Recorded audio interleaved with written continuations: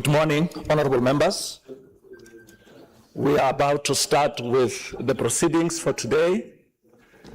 We request that all members should take their seats.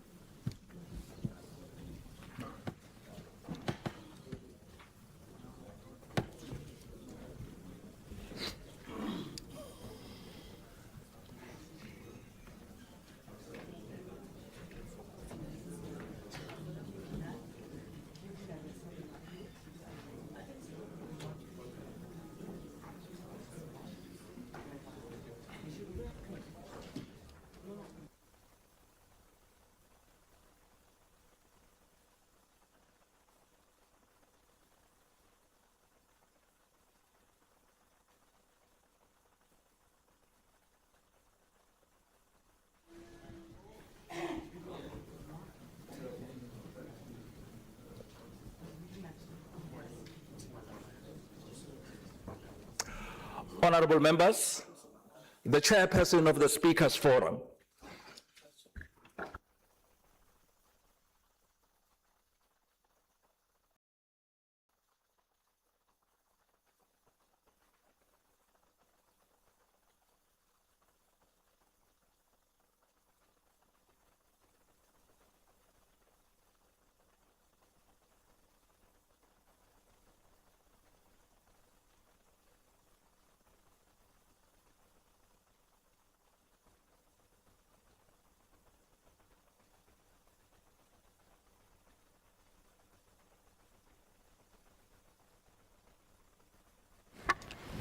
Please be seated.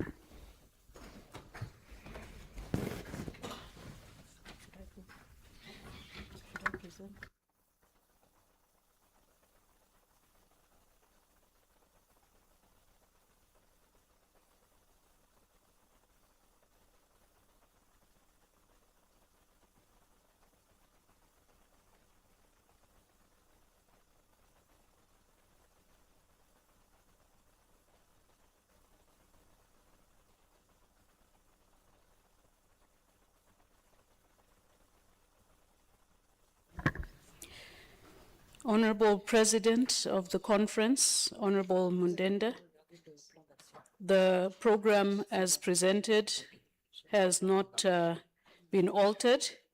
It will begin with a recap of day one, which will be read by the rapporteur in the bureau of the conference.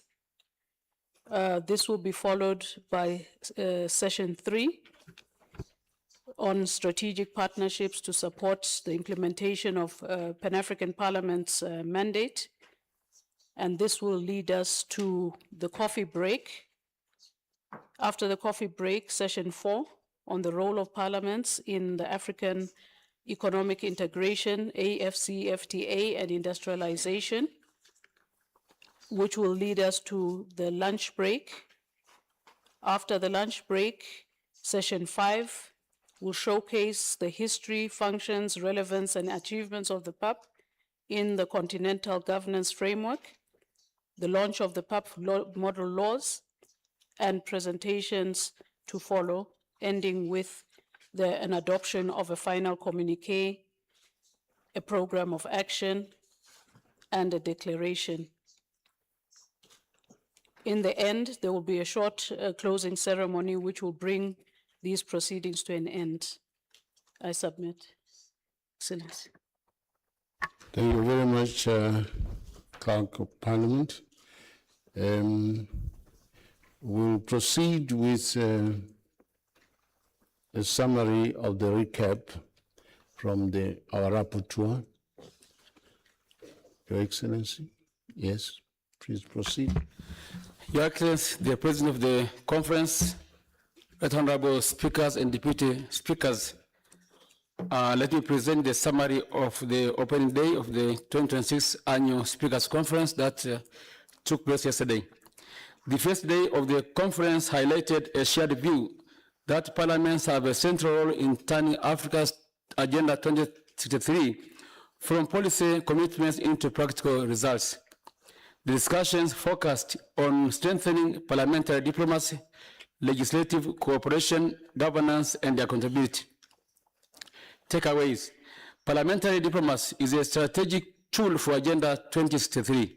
Speakers agree that parliamentary engagement should complement executive diplomacy by promoting peace, democratic governance, regional integration, and sustainable development across Africa. Implementations must take priority over declarations. A recurring message was that Africa has sufficient frameworks and commitments, but success depends on measurable implementation, effective oversight, and accountability, rather than adopting additional resolutions. Stronger cooperation among African parliaments is essential. There were repeated calls to institutionalize the Conference of Speakers, strengthen collaboration between the Pan-African Parliament, national parliaments, and regional parliamentary organizations, and harmonize legislation across countries.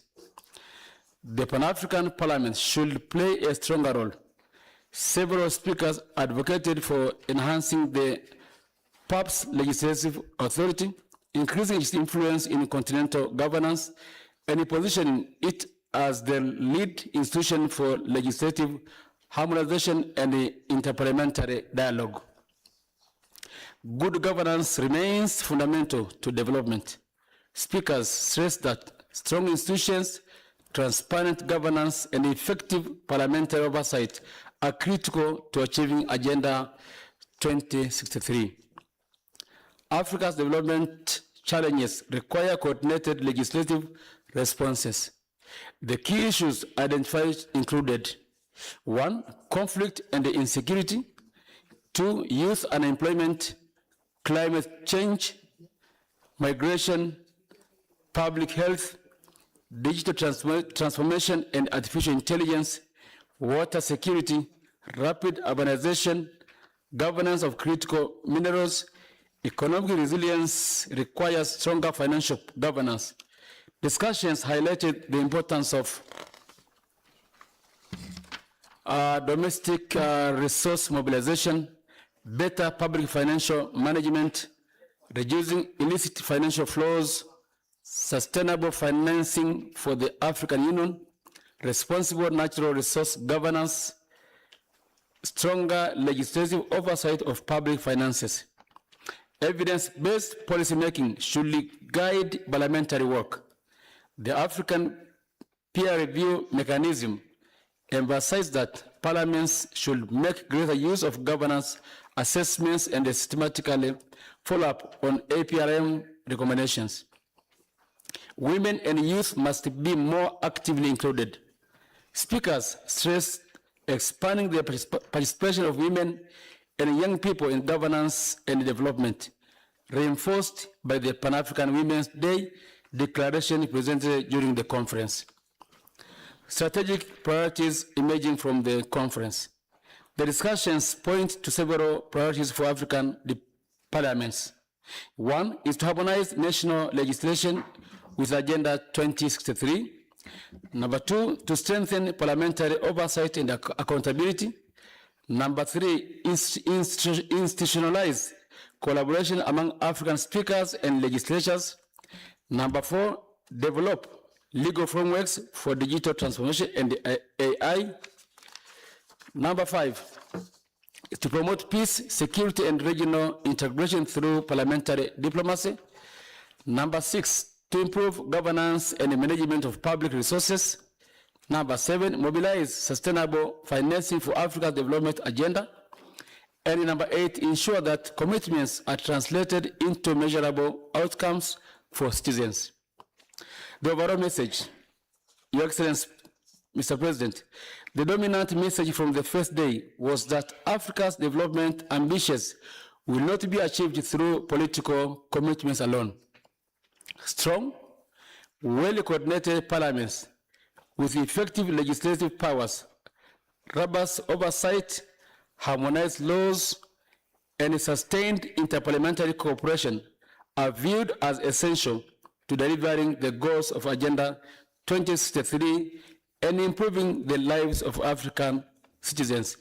Dear Mr. President, thank you for the opportunity, and hereby submit. Thank you so much. Thank you very much, Your Excellency, representing your co-rapporteur. And I'd like to thank also the Clerk of Parliament and staff for summarizing the issues under recap. May we now proceed to session 3, which is on strategic partnerships to support implementation of PAP's mandate.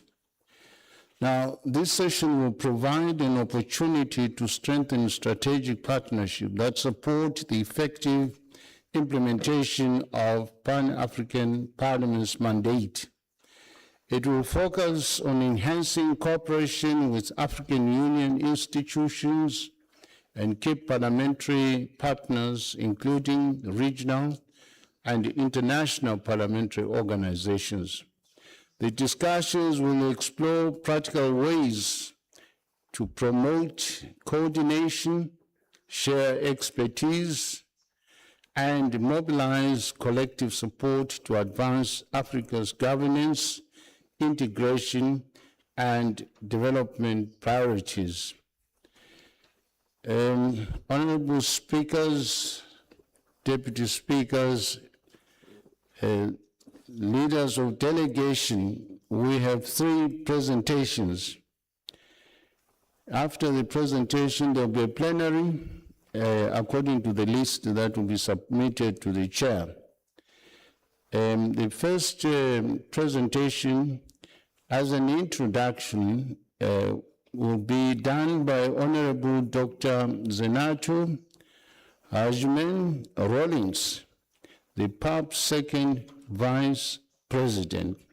You have 5 minutes, and the next 2 facilitators will have 10 minutes each. Please proceed, Second Vice President. Please, a round of applause.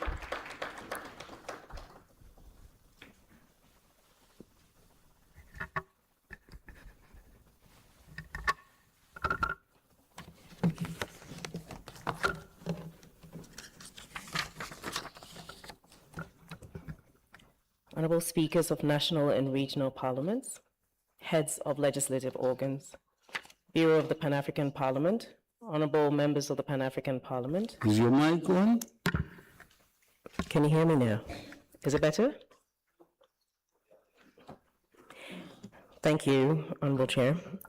Honorable Speakers of National and Regional Parliaments, Heads of Legislative Organs, Bureau of the Pan-African Parliament, Honorable Members of the Pan-African Parliament, representatives of African Union organs and institutions, representatives of our development partners, distinguished experts, members of civil society organizations, esteemed invited guests, ladies and gentlemen, I wish you good morning, bonjour, bon dia, dumelang, selbona, and salam alaikum.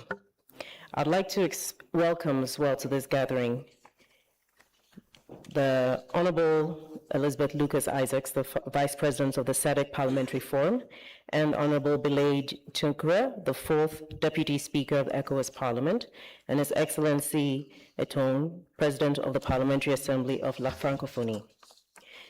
Your presence here today is an affirmation of our shared commitment to strengthening parliamentary diplomacy and advancing Africa's agenda through cooperation, dialogue, and mutual respect.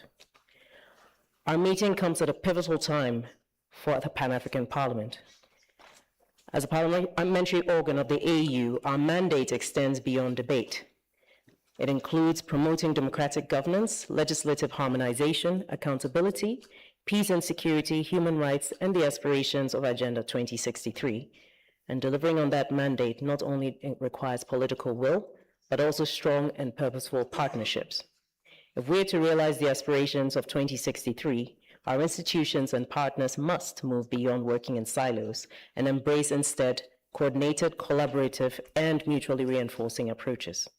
The theme of this conference, strategic partnerships to support the implementation of the Pan-African Mandate, could not be more timely.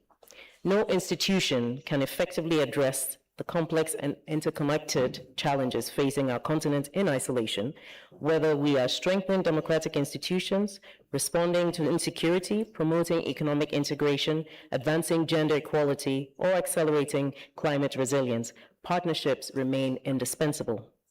The Pan-African Parliament has long recognized this reality. Over the years, we have engaged the AU organs, regional parliamentary bodies, international parliamentary organizations, developmental partners, academic institutions, and civil society organizations. Many of these collaborations have resulted meaningfully to strengthening institutional capacity, facilitating knowledge exchange, and supporting our legislative oversight functions.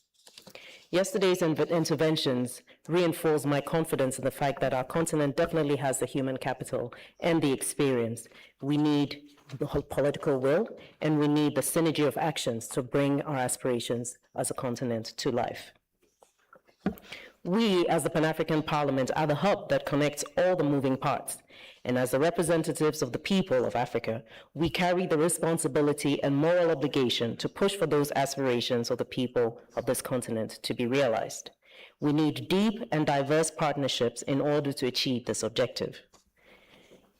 As speakers to our respective partners, may I take the opportunity to remind us of the urgent need for the member states to ratify the Malabo Protocol, which is an amendment to the Constitutive Act of the AU, which is meant to empower the Pan-African Parliament to become a fully functional continental legislative body. This, your presence here at the Speakers Forum, counts as one of our very critical strategic partnerships. However, as our institution continues to evolve, our approach to partnerships must evolve. Strategic partnerships must be driven by clear objectives, mutual accountability, and measurable outcomes. They must strengthen the institutional mandate of the Pan-African Parliament. They must be guided by our priorities as Africans and align with the vision of the AU, rather than being shaped solely by external or available funding opportunities. Equally important is the need to ensure that every partnership ensures and enhances the credibility and institutional integrity. As we expand our network, our collaborators must exercise rigorous institutional due diligence before entering into memoranda of understanding or any other formal partnerships. Every prospective partner should be carefully assessed to ensure that their governance structures, values, legal standing, financial integrity, and strategic objectives are consistent with those of the Pan-African Parliament, the African Union, and the African peoples. As we deliberate today, I encourage us to think beyond the signing of agreements, because the true measure of any partnership lies not in the number of MOUs, but in the tangible outcomes that they deliver for our citizens. Ladies and gentlemen, I'm particularly pleased that today's session brings together representatives from across Africa's parliamentary landscape, as well as our valued international parliamentary partners.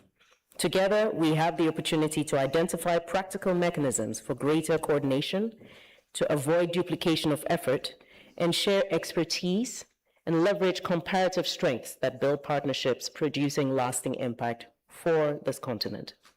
This session should underscore the central role of parliamentary diplomacy in promoting peace, democratic governance, and continental integration. At a time when the world is increasingly shaped by geopolitical uncertainty and shifting global alliances, African parliamentary institutions must speak with greater coherence and collaborate more effectively to advance our collective interests. Finally, I wish to draw your attention to the fact that history will judge our institutions not by the number of meetings we convene or the number of agreements we sign, but by the impact that we create for the people we represent. Let us therefore use this conference to lay the foundation for partnerships that are principled, strategic, transparent, and results-oriented. Partnerships that strengthen institutions rather than individuals. Partnerships that promote African ownership. Partnerships that contribute meaningfully to a peaceful, prosperous, and integrated Africa. Thank you so very much, and I wish you all the best in our further deliberations. Thank you very much, perhaps Second Vice President. Partnerships must be there and justified not by the number of MOUs, but tangible outcomes from them. Very important statement. May I now call upon Honorable Bile Tunkura, Fourth Deputy Speaker of ECOWAS Parliament.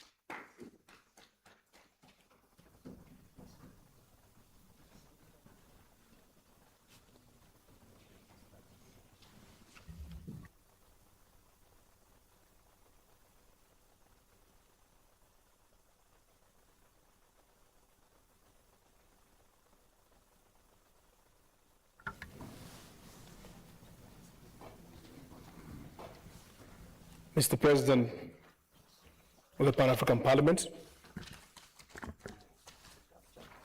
Honorable Presiding Speaker of this conference, Honorable Speakers of National and Regional Parliament, Excellencies, Honorable Members of Parliament, ladies and gentlemen. It is with a great pleasure that I have the honor to add my voice to those who have preceded me in addressing this assembly, beginning of our conference. Allow me at the outset to convey the warm and fraternal greetings of the Right Honorable Speaker Ajimot Ibrahim, Speaker of the ECOWAS Parliament, as well as those all of us members of ECOWAS Parliament. I wish to express our sincere appreciation to Pan-African Parliament for convening this important conference devoted to the role of parliamentary diplomacy in advancing the aspiration of Agenda 2063. The theme of this session is both timely and forward-looking. It reminds us that Africa's integration cannot be achieved solely through executive actions.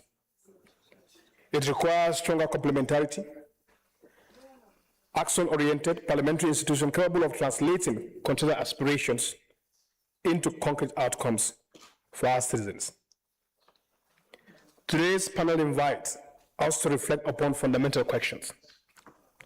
How can strategic partnership become a transformative instrument for strengthening the mandate of Pan-African Parliament and accelerating the realization of the Africa we want?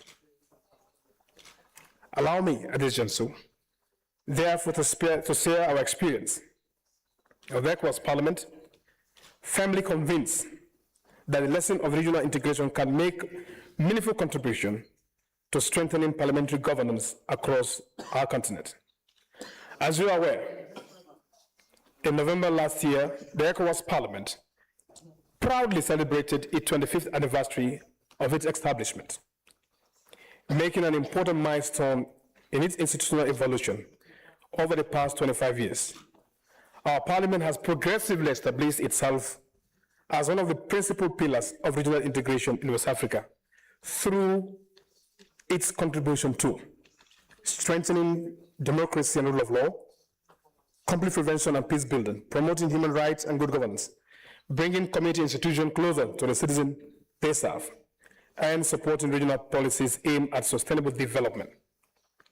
Through its constitutive functions, democratic oversight, parliamentary mission, legislative initiative, and parliamentary diplomacy, the ECOWAS Parliament continues to foster close collaboration and cooperation among the peoples of West Africa around a shared vision of regional integration. A close examination of the mandate of Pan-African Parliament and the ECOWAS Parliament reveals a remarkable convergence. Both institutions pursue the same fundamental objective.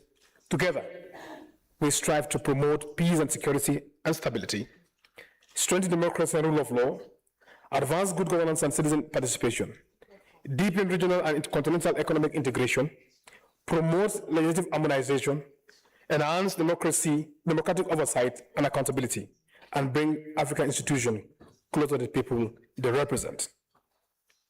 The principal distinction lies not in our objectives, but in the level at which we operate. While the Pan-African Parliament advocates continental vision of the African Union, the ECOWAS Parliament serves as regional parliamentary partners in West Africa. Our mandates are therefore not competing, they are complementary. Indeed, the Regional Economic Committee constitutes an operational building block of African integration, while the African Union and Pan-African Parliament provides the continental political and institutional coherence required to advance the common vision. The complementarity becomes more and more evident when we compare the ECOWAS Vision 2050 and, of course, the African Union Agenda 2063. Vision 2050 aspires to build a community that is fully integrated, peaceful and secure, democratic, governed by rule of law, economically competitive, socially inclusive, resilient to emerging challenges, and serve as effective, accountable, and citizen-centered institution. These priorities closely align with several aspirations of Agenda 2063, including a prosperous Africa based on inclusive growth and sustainable development, an integrated political and united continent, democratic governance, respect of human rights and rule of law, and a peaceful and secure Africa, an Africa whose development is peoples-driven.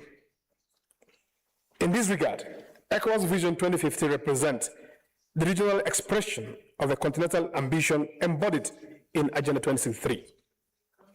These strategic convergence naturally provide a stronger foundation for deeper cooperation between the Pan-African Parliament and African regional parliamentary institutions. Why strategic parliaments partnership matters more than ever. Africa is confronted with increasingly interconnected challenges: terrorism, unconstitutional change of government, cross-border insecurity, migration, climate change, food insecurity, digital and transformations, and artificial intelligence. No parliamentary institution, regardless of its strengths or experience, can effectively address these challenges alone. They require sustainable cooperation among Pan-African Parliament and regional parliament, national parliament, African Union institutions, and the international partners. Parliamentary partnership must therefore evolve beyond ceremonial exchanges. They must become permanent mechanisms for political coordinations, legislative cooperation, knowledge sharing, and collective oversight for continental commitments. Over the years, ECOWAS Parliament has developed dynamic parliamentary diplomacy founded upon political mediation initiative, fact-finding and parliamentary missions, election observations, continuous dialogue with national parliaments, regional legislative harmonization, and oversight of implementing the community legal instruments, and close cooperation with ECOWAS institutions, the Interparliamentary Union, and a wider range of international partners. Our experience demonstrates the well-structured parliamentary diplomacy is an effective instrument for providing conflict strengthening, confidence among member states, and advancing regional integration. These experiences constitute valuable assets that can further enrich the strategic partnership between the ECOWAS Parliament and the Pan-African Parliament. Allow me to conclude with 3 practical proposals. First, establish a permanent cooperation framework between the Pan-African Parliament and African regional parliamentary institutions to coordinate legislative priorities and joint parliamentary initiatives. Second, develop an African legislative harmonization program focusing on implementation of Agenda 2063 with regional parliaments actively involved from the earliest stage of the policy formulation. And third, finally, institutionalize an annual Africa Regional Economic Committee parliamentary dialogue to review the progress, exchange best practices, and strengthen coherence between continental and regional integration strategies. Excellencies, Honorable Speaker, ladies and gentlemen, the history of Africa integration teaches us one enduring lesson. Our greater achievements have always been in the result of collective action. The Pan-African Parliament and regional parliaments are united by a common purpose: to bring African peoples closer together, strengthen democracy, promote peace, and advance sustainable development across the continent. Our shared responsibility is now to transform this convergence of mandates into a more ambitious, better coordinated, and result-oriented institutional partnership. The ECOWAS Parliament reaffirms its unwavering commitment to contributing to the common endeavor by strengthening our partnership harmonization, our action, and speaking with a stronger collective voice. We will give a practical expression and aspiration of Agenda 2063 and the ECOWAS Vision 2050. Together we can build an Africa that is more integrated, more resilient, more prosperous, and more responsive to the aspirations of our people. I thank you so much. Zéro merci. Obrigado. Thank you very much. Thank you very much, Honorable Tunkara. Indeed, complementarity of regional integration based on sound partnerships should be driven by shared vision. The third presenter, unfortunately, is not around, but we will proceed accordingly. So far, I have only one request for intervention. It is from Honorable AU for African Union.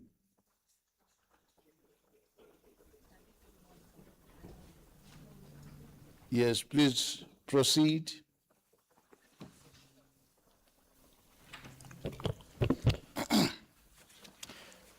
Thank you very much, Honorable Chair.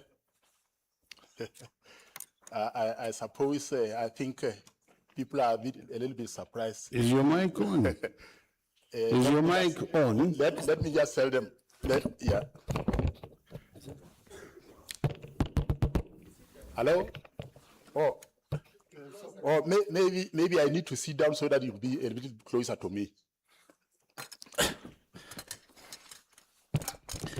Thank you very much, Honorable Chair. Allow me to align myself with all the protocols that are already mentioned or observed from yesterday until earlier today. And Honorable Chair, let me also take this opportunity to thank the Republic of South Africa for hosting this important conference and offering us a wonderful hospitality. Honorable Chair, no matter how well resourced, how star-studded and well educated are the members of the organizational staff, all organizations need strategic relationships and partnerships for their mandate and vision to be realized. Without strategic relationships and partnerships, the objectives and the mission of many organizations will not be easily achieved.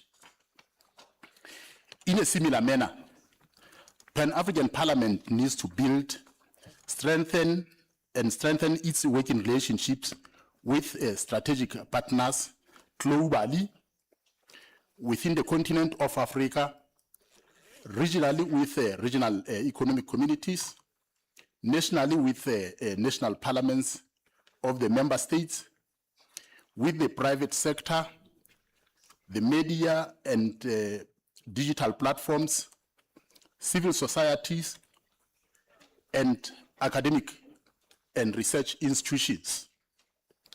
These partnerships will support its objectives of promoting democracy, good governance, regional integration, peace, human rights, and sustainable development.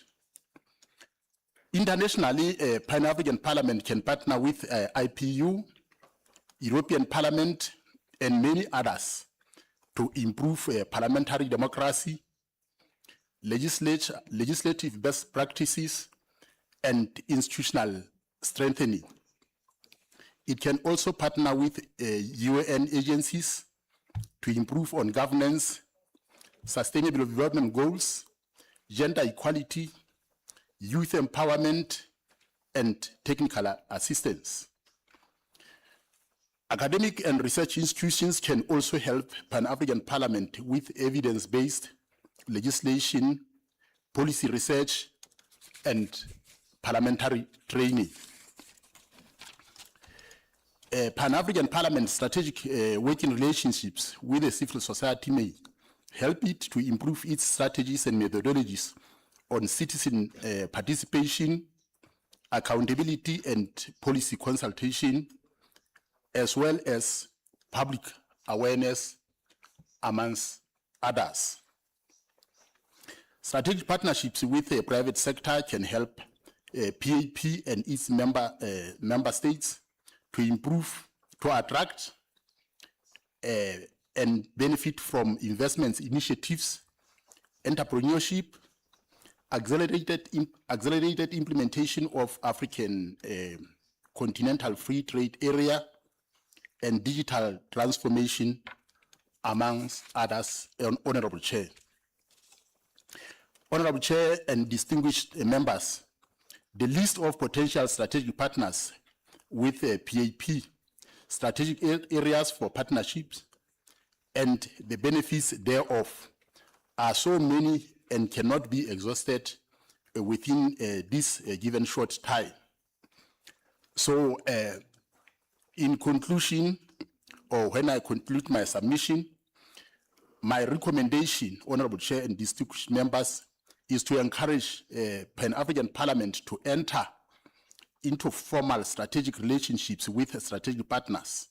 This can be through memorandum of understandings and other informal mechanisms. Thank you for your attention. Thank you very much. Thank you very much.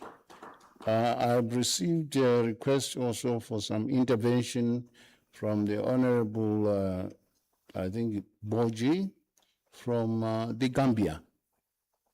From the Gambia. Thank you, Mr. President. Presidents of various parliaments here present. I am to deliberate on strategic partnership to support implementation of PAP mandates. Pan-African Parliament is essential, and it is where we all belong as a continent of Africa. The implementation of PAP mandate cannot be successful unless all other African countries collaborate and see themselves as partners and contribute towards the development of PAPs and its progress. The progress of PAP is the progress of the African continent. And it's not just merely words, but then every country should see themselves as the whole, as if Africa achieves, all of us achieve. If Africa succeeds, all of us succeed. And in so doing, we cannot do it through conflict. We can only do it through dialogue. And African countries that are here, once we are fighting one another, then we can't achieve anything. We can only achieve when we sit on the round table and discuss our way forward. When we are in conflict, we can never contribute towards the success of Africa. And the rise of Africa is the rise of all of us here. We are looking forward to the day that PAP is fully funded and all countries are committed towards the success of PAP. This is what we are looking forward. And partnership is essential for the growth of all of us. We cannot be in isolation, and we can never develop in isolation. this is what PAP have been calling for. For far too long, we have been working in isolation. For far too long, PAP has been passing resolutions, but those resolutions, are they binding? And if they are not binding, how can we put them together and bind them so that all of us will contribute towards the success of Africa?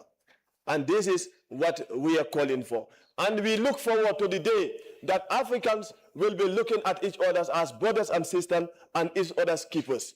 We are the continent that have been crying for far too long.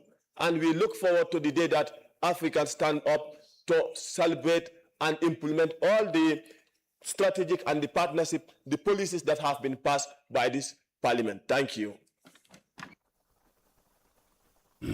Thank you very much. I can open the debate to any of the speakers who would like to speak and make a comment.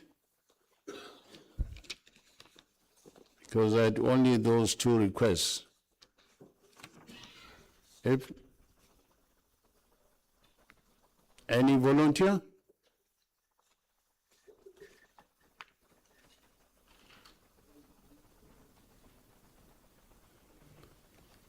Perhaps the papers didn't move very fast. Yes, Algeria.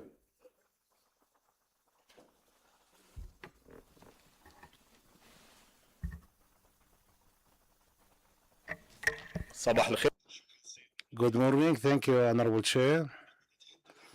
When we speak about building the strategic partnerships, first of all, we have to recognize that we didn't reach yet as a parliament, as an African parliament, we didn't reach yet, at least through my tenure here, we were not able to reach a real partnerships. We are still in the phase of coordinating and introducing ourselves to the others and exchanging ideas and opinions, but we didn't reach yet the building of strategic partnerships with the national parliaments. I do believe that there are three levels that we have to consider. First of all, on the level of the Pan-African Parliament partnership with the regional SADC, ECOWAS, and the other regional parliaments. Let's ask how many meetings we have had in the Pan-African Parliament with these regional parliaments. If there are no meetings, that means there is a distance between exchange of opinions. Let's ask how many agreements or memorandums of understanding that has been signed by PAP and the regional parliaments. If there are any, how far was it implemented? So we have to work on this to bridge that strategic partnership.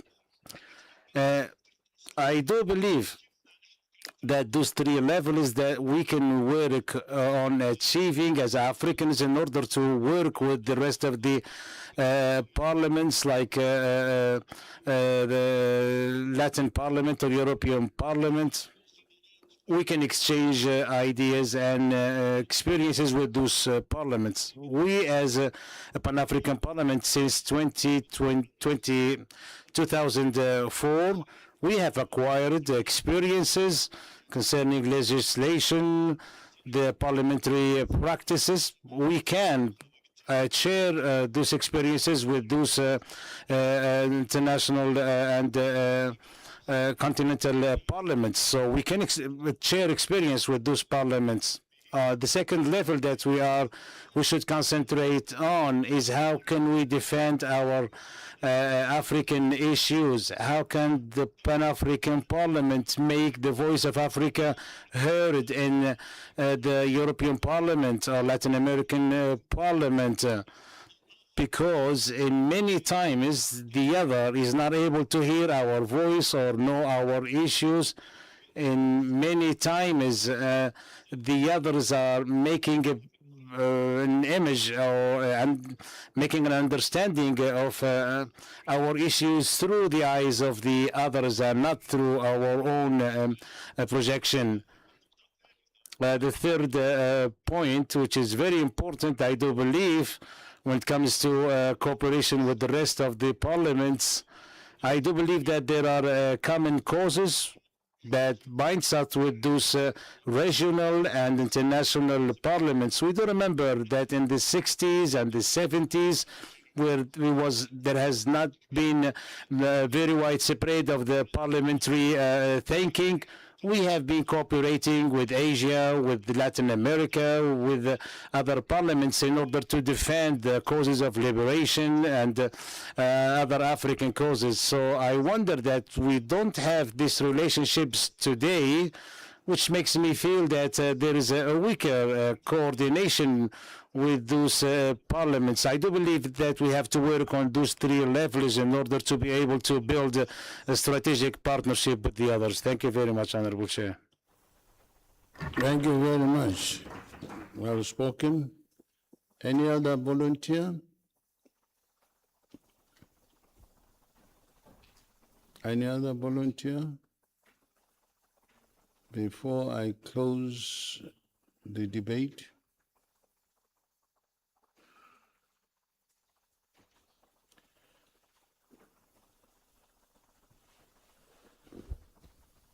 Honorable speakers, I think you are satisfied. I now proceed with session 4. The role of parliaments in African economic integration, AFCTA, and industrialization. Now, this session's objectives are to assess existing parliamentary tools and their identity, which have been most effective in advancing Agenda 2063. Participants will share best practices and explore how tools can be adapted to the continent's evolving priorities, especially on regional integration, economic transformation, economic integration, and AFCFTA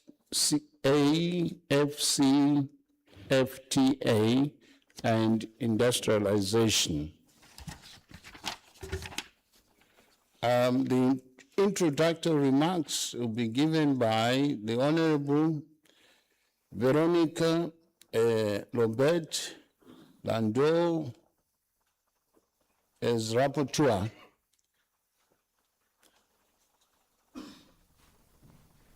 Is the presenter here? Yes. Where are you? Yes, please come forward.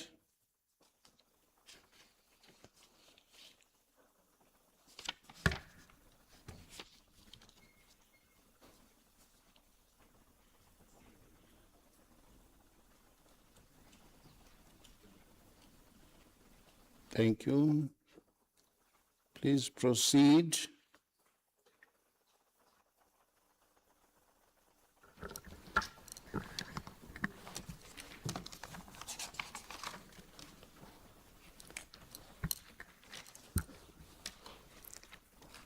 Excellence. Your Excellency, the President of the Pan-African Parliament, Your Excellencies, the Speakers and Presidents of national and regional parliaments, Your Excellencies, the members of the Bureau of the Pan-African Parliament, the chairpersons of the permanent committees, the representatives of the institutions,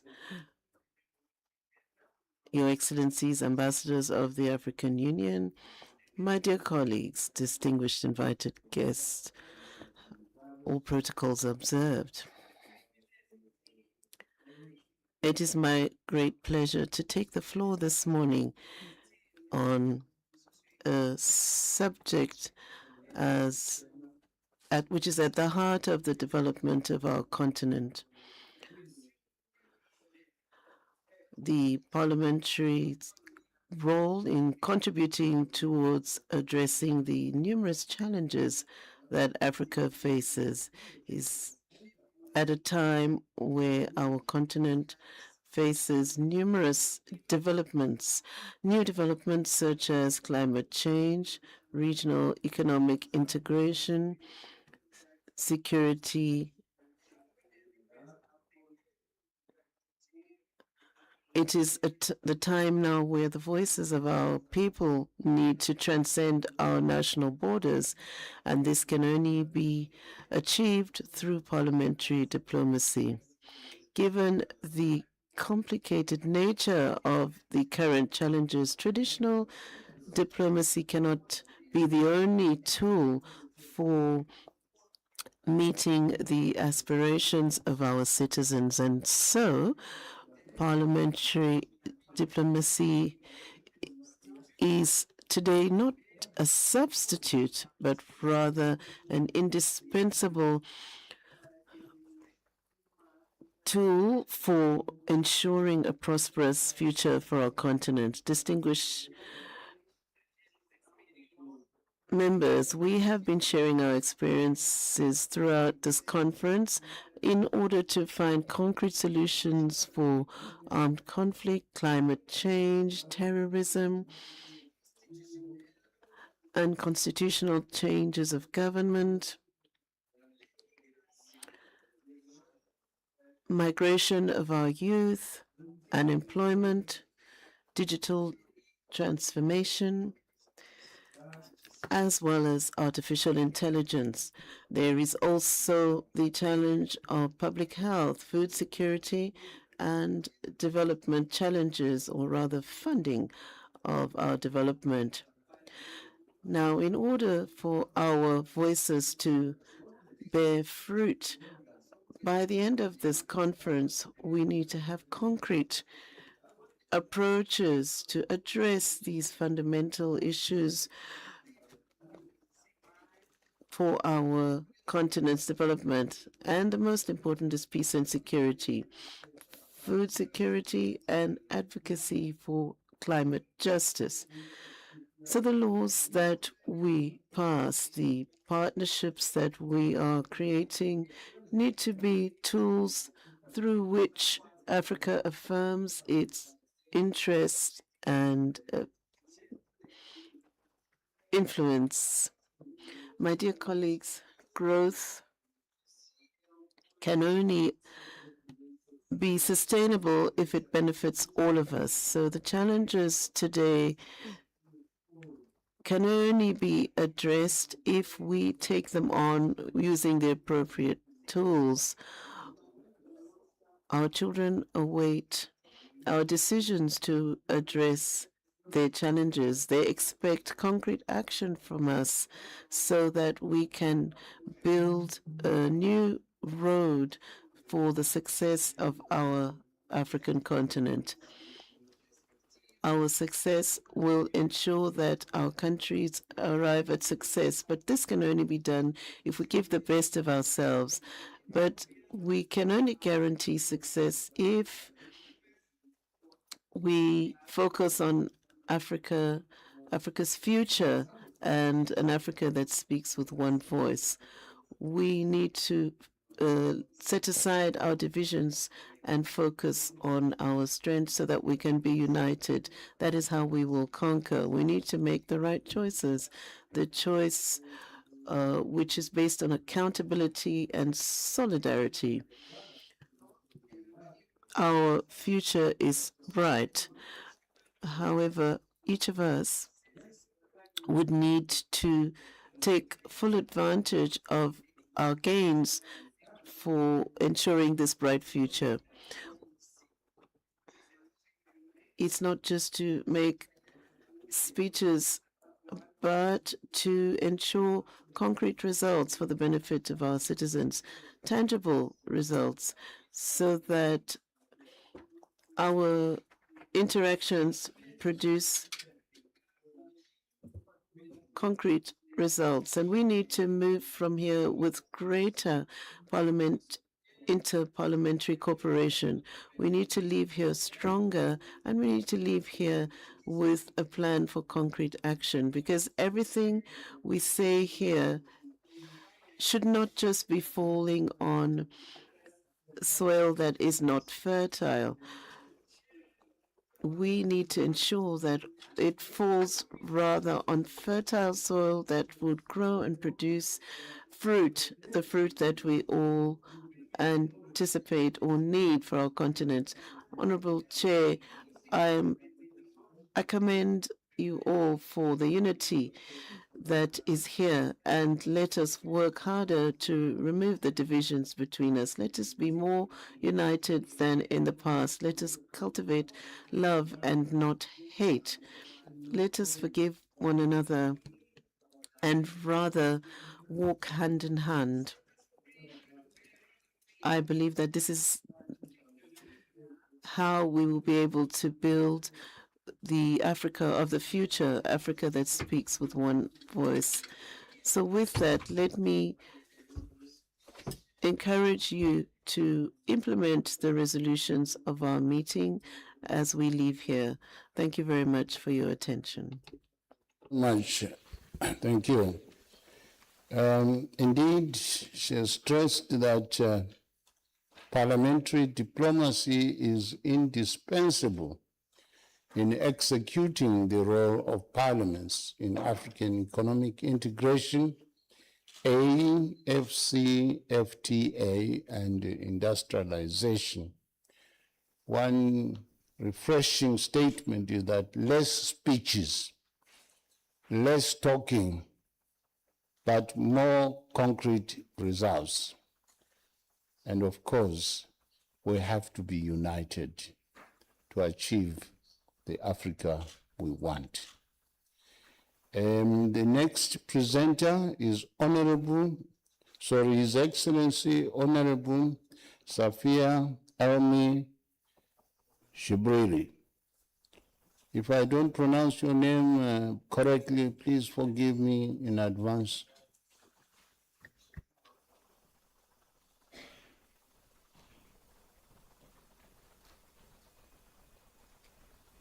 Can we give a round of applause as she approaches the podium?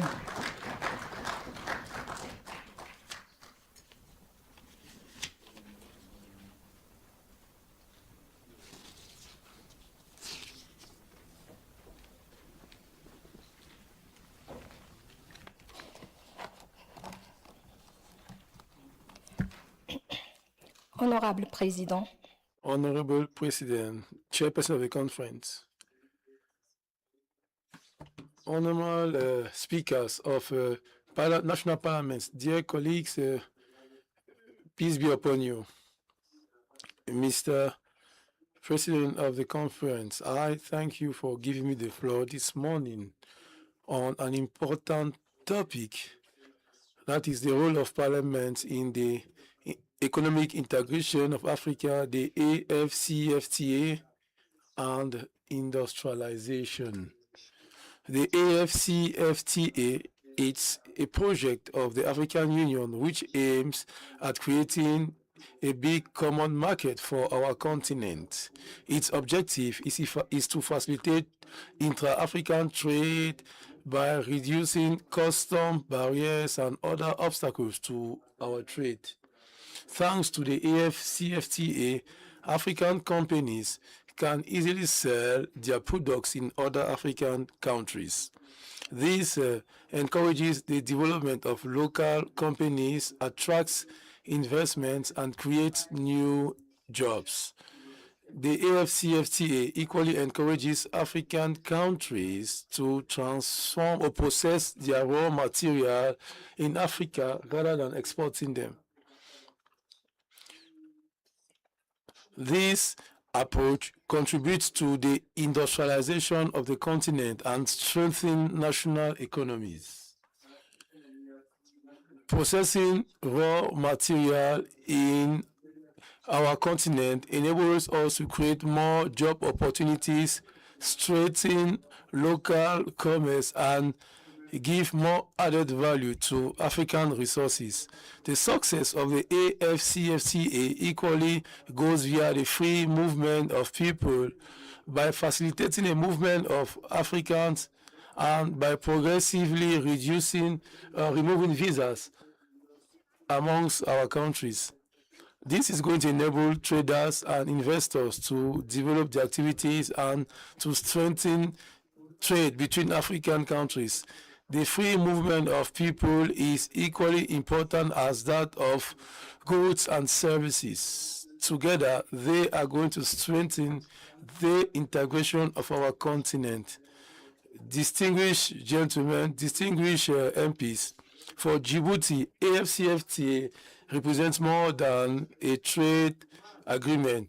Found at the entrance of the Red Sea, at the entrance of Bab el-Mandeb, the Republic of Djibouti, despite the fact that it's small in size, has a single geostrategic position. It has a modern port and free trade zones, and has a corridor between Djibouti and Ethiopia. Our country is a natural harbor for special economic zones. Nonetheless, this external prestige should not make us to forget our real economy, which takes care of our family on a daily basis. As you all know, on our continent, over 70% of informal sector workers are women. In Djibouti, they are the ones who manage small businesses, which is called in local languages chercheurs. The restoration of ruins called gargotes, handicraft, and small business along road networks, and this is at the center of the power of families and economy. But despite that, they are always sidelined by public policies without any social protection and with limited access to credit and training. The AFCFTA can change things. First of all, by opening new African markets, thanks to the reduction of custom duties and facilitation of intercontinental trade. Small Djiboutian traders can target further than their local market. With barely 1 million inhabitants, our internal market is limited. The integration to the African market offers the possibility to sell their products not only to our neighbors, but to the entire continent. On the other hand, in other words, we support the economic empowerment of Djibouti women by basic education and microcredit. The work carried out by the Bank of our NGO, the National Union of Djibouti Women, an NGO presided over by the First Lady of our country, which assists women through microcredits for over 15 years now. Professional training and alphabetization is an example which works in our country. The alphabetization is a condition for success in their trade. An educated woman is a woman who understands procedure, rules of trade, and requirements of extended markets. Without this basis, the regional integration remains a far-fetched concept. With it, the AFCFTA becomes a real real opportunity for emancipation. Djibouti has had modern tools to facilitate trade, like one-stop shops inaugurated in 2018. It enables to simplify many measures or many procedures related to export. If the women of the informal sector are trained, the use of this tool is going to enable them to make their trade easier and have access to opportunities offered by us, the AFCFTA. As an MP, our responsibility is to adopt laws necessary for the implementation of the AFCFTA, oversee government action, and to ensure a good governance, and ensure that public policies should encourage an ideal environment for investment, entrepreneurship, and industrialization. We should equally work hard so that the results of this integration should benefit everyone, especially women and youth. To conclude my statement, I'll say that the AFCFTA is going to be a success only if it improves the living conditions of our population. Parliamentarians have the responsibility to make it possible that this economic integration should be inclusive, sustainable, and profitable for all Africans. I thank you for your kind attention and wish you a fruitful session. Thank you very much for your kind attention. Honorable Nitro, Honorable Jemrid, first Vice President of the National Assembly of Djibouti. She is appealing to us that the AFCFTA must be Africa's engine of intra-trade in the continent, and that we have to think about visa elimination that should enhance free movement of goods and services among African countries. And this should be supported by harmonized customs regime. And of course, inclusivity is critical in ensuring that the AFCFTA does succeed. I have received requests for interventions from the Honorable Chinomona from Zimbabwe.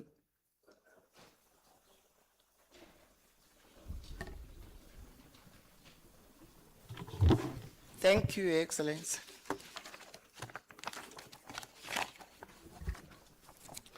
Your Excellency, Honorable President of the Conference, the Honorable President of the Pan-African Parliament, Honorable Speakers and Presidents of Parliaments, Honorable Members of Parliament here, esteemed delegates, ladies and gentlemen, Zimbabwe commends the Pan-African Parliament for convening this important discussion on the role of parliaments in advancing African economic integration, the African Continental Free Trade Area, and industrialization, all of which are central to the realization of Agenda 2063, the Africa we want. The AFCFTA is more than a trade agreement. It is Africa's foremost vehicle for structural economic transformation.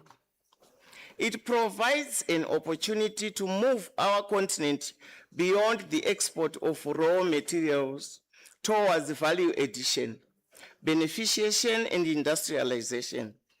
However, the success of the AFCFTA will ultimately depend on how effectively national parliaments translate continental commitments into domestic law, policy, and budgetary support.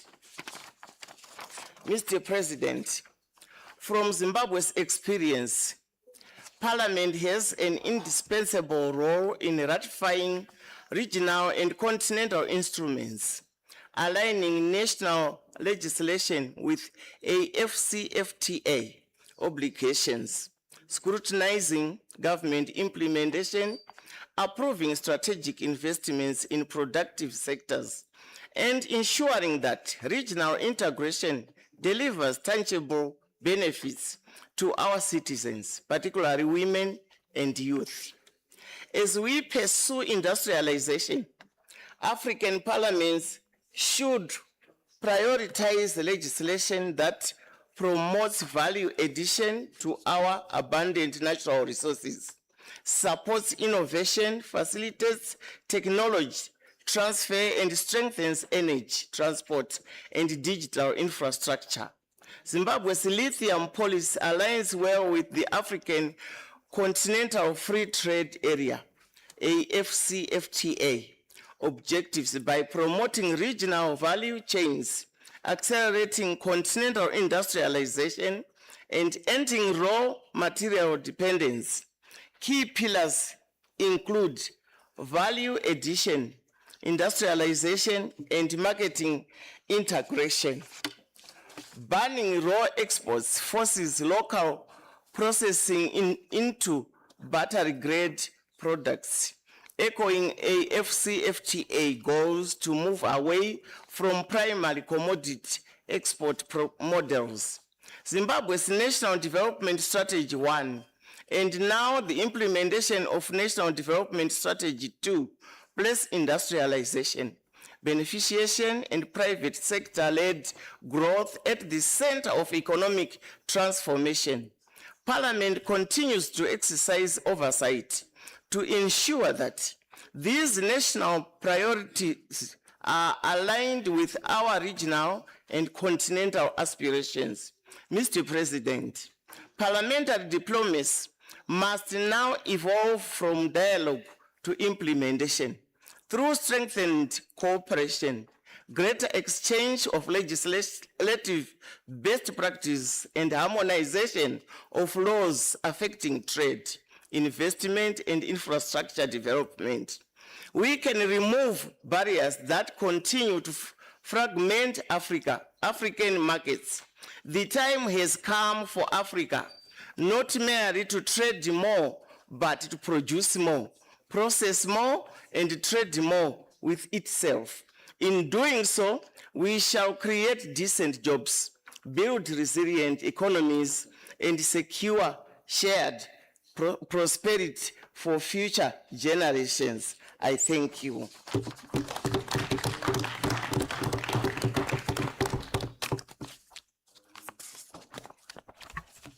The next intervention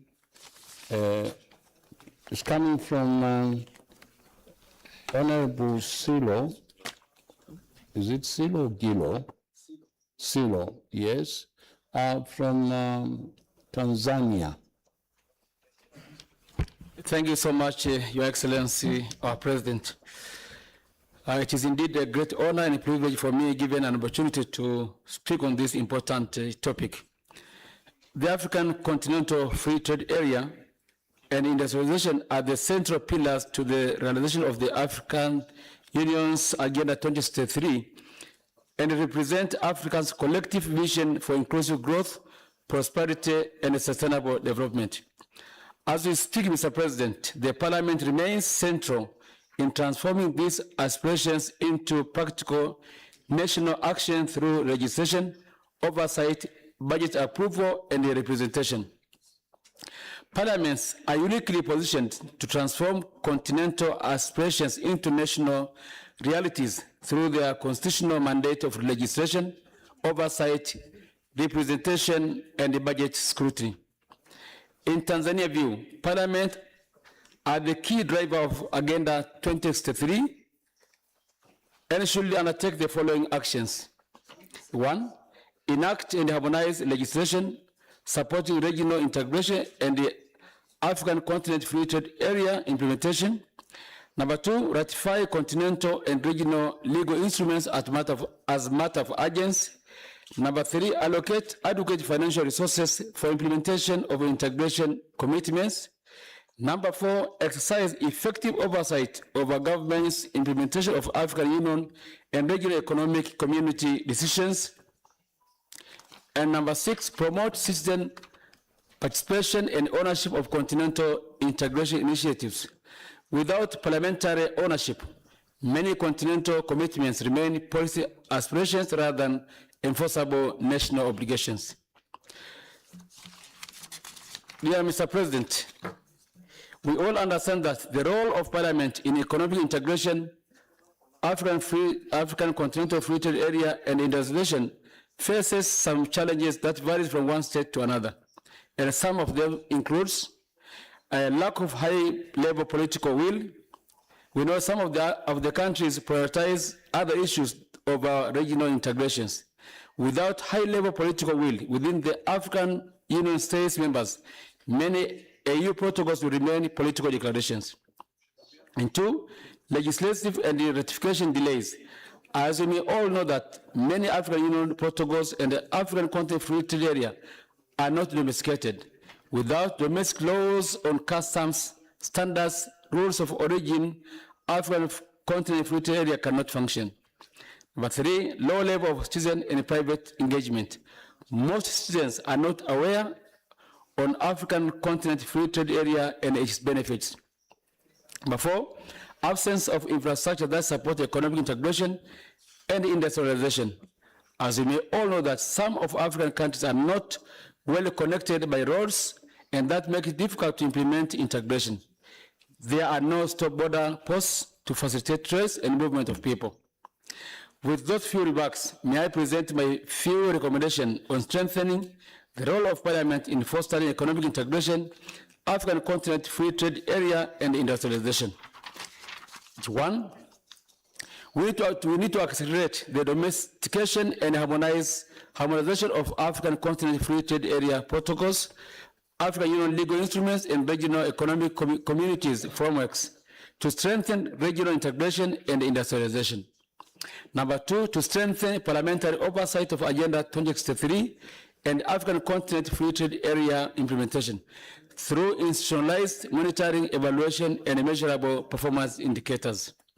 Number 3 is to increase investment in regional infrastructure, industrialization, and digital transformation by prioritizing adequate budget allocations and innovative-driven development. Number 4, to enhance parliamentary capacity and collaboration by strengthening cooperation between the Pan-African Parliament, regional parliamentary bodies, and the national legislatures, while investing in research and technical expertise. Number 5, to promote inclusive economic transformation through stronger engagement with the private sector, youth, women entrepreneurs, and other key stakeholders. Dear Mr. President, as I conclude, Africa has a vision. Africa has resources and institutions to achieve the aspirations of Agenda 2063 and the African continent free trade area. But success depends on strong and proactive parliaments. As demonstrated by Tanzania's commitment to regional integration through the East African Community and the African Continent Free Trade Area, parliaments must translate continental commitments into effective laws, robust oversight, and adequate financing. By harmonizing legislation, promoting accountability, and strengthening parliamentary cooperation, we can accelerate industrialization, expand inter-African trade, and create decent jobs. Together, let us build Africa where integration is not merely an aspiration, but a lived reality for every citizen. I thank you for your kind attention. Thank you very much, Honorable Silo. The next presenter will be the Honorable Ibrahim from Djibouti.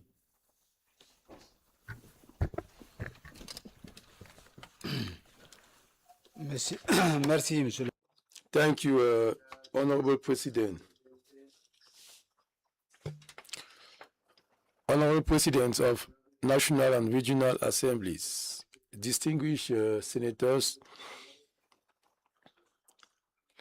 the AFCFTA Treaty is very important for the integration of our economies and cultures. So the AFCFTA went into force because it has been ratified by 49 African countries. We have more trade out of the continent rather than within the continent. So trade is estimated to amongst us between 15 and 18%, whereas other continental organizations have trade amongst themselves for the tune of over 60%. As far as I'm concerned, the economic, political, and cultural integration depends in part on the free movement of people. But the protocol relating to the free movement of people has been ratified by only 4 countries of the continent.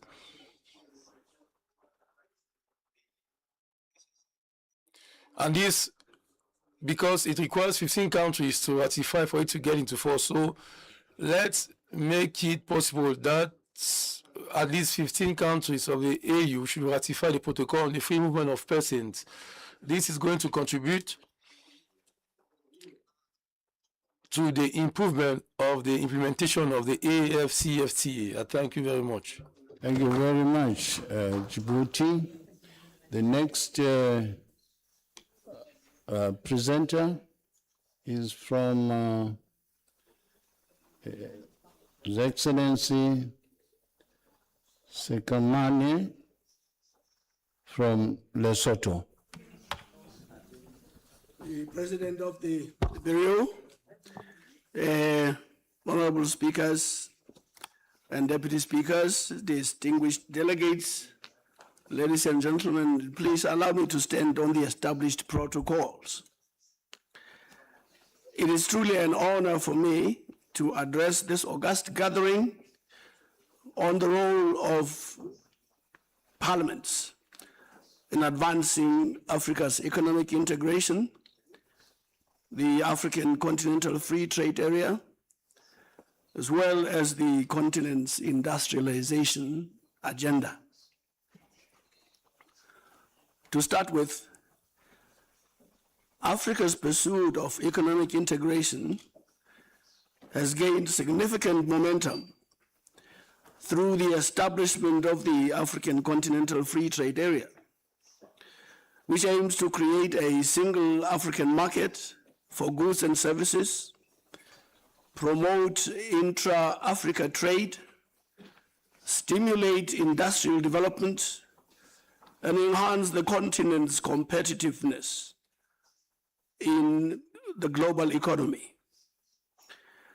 While governments negotiate and implement regional agreements, parliaments in turn play a critical role in ensuring that integration objectives are translated into effective domestic policies and legislation.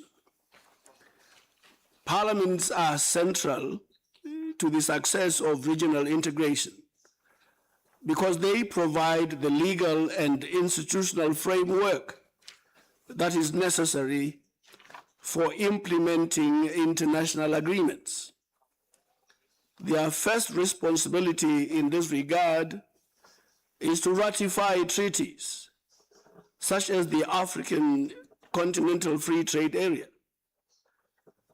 and enact legislation that aligns national laws with continental commitments.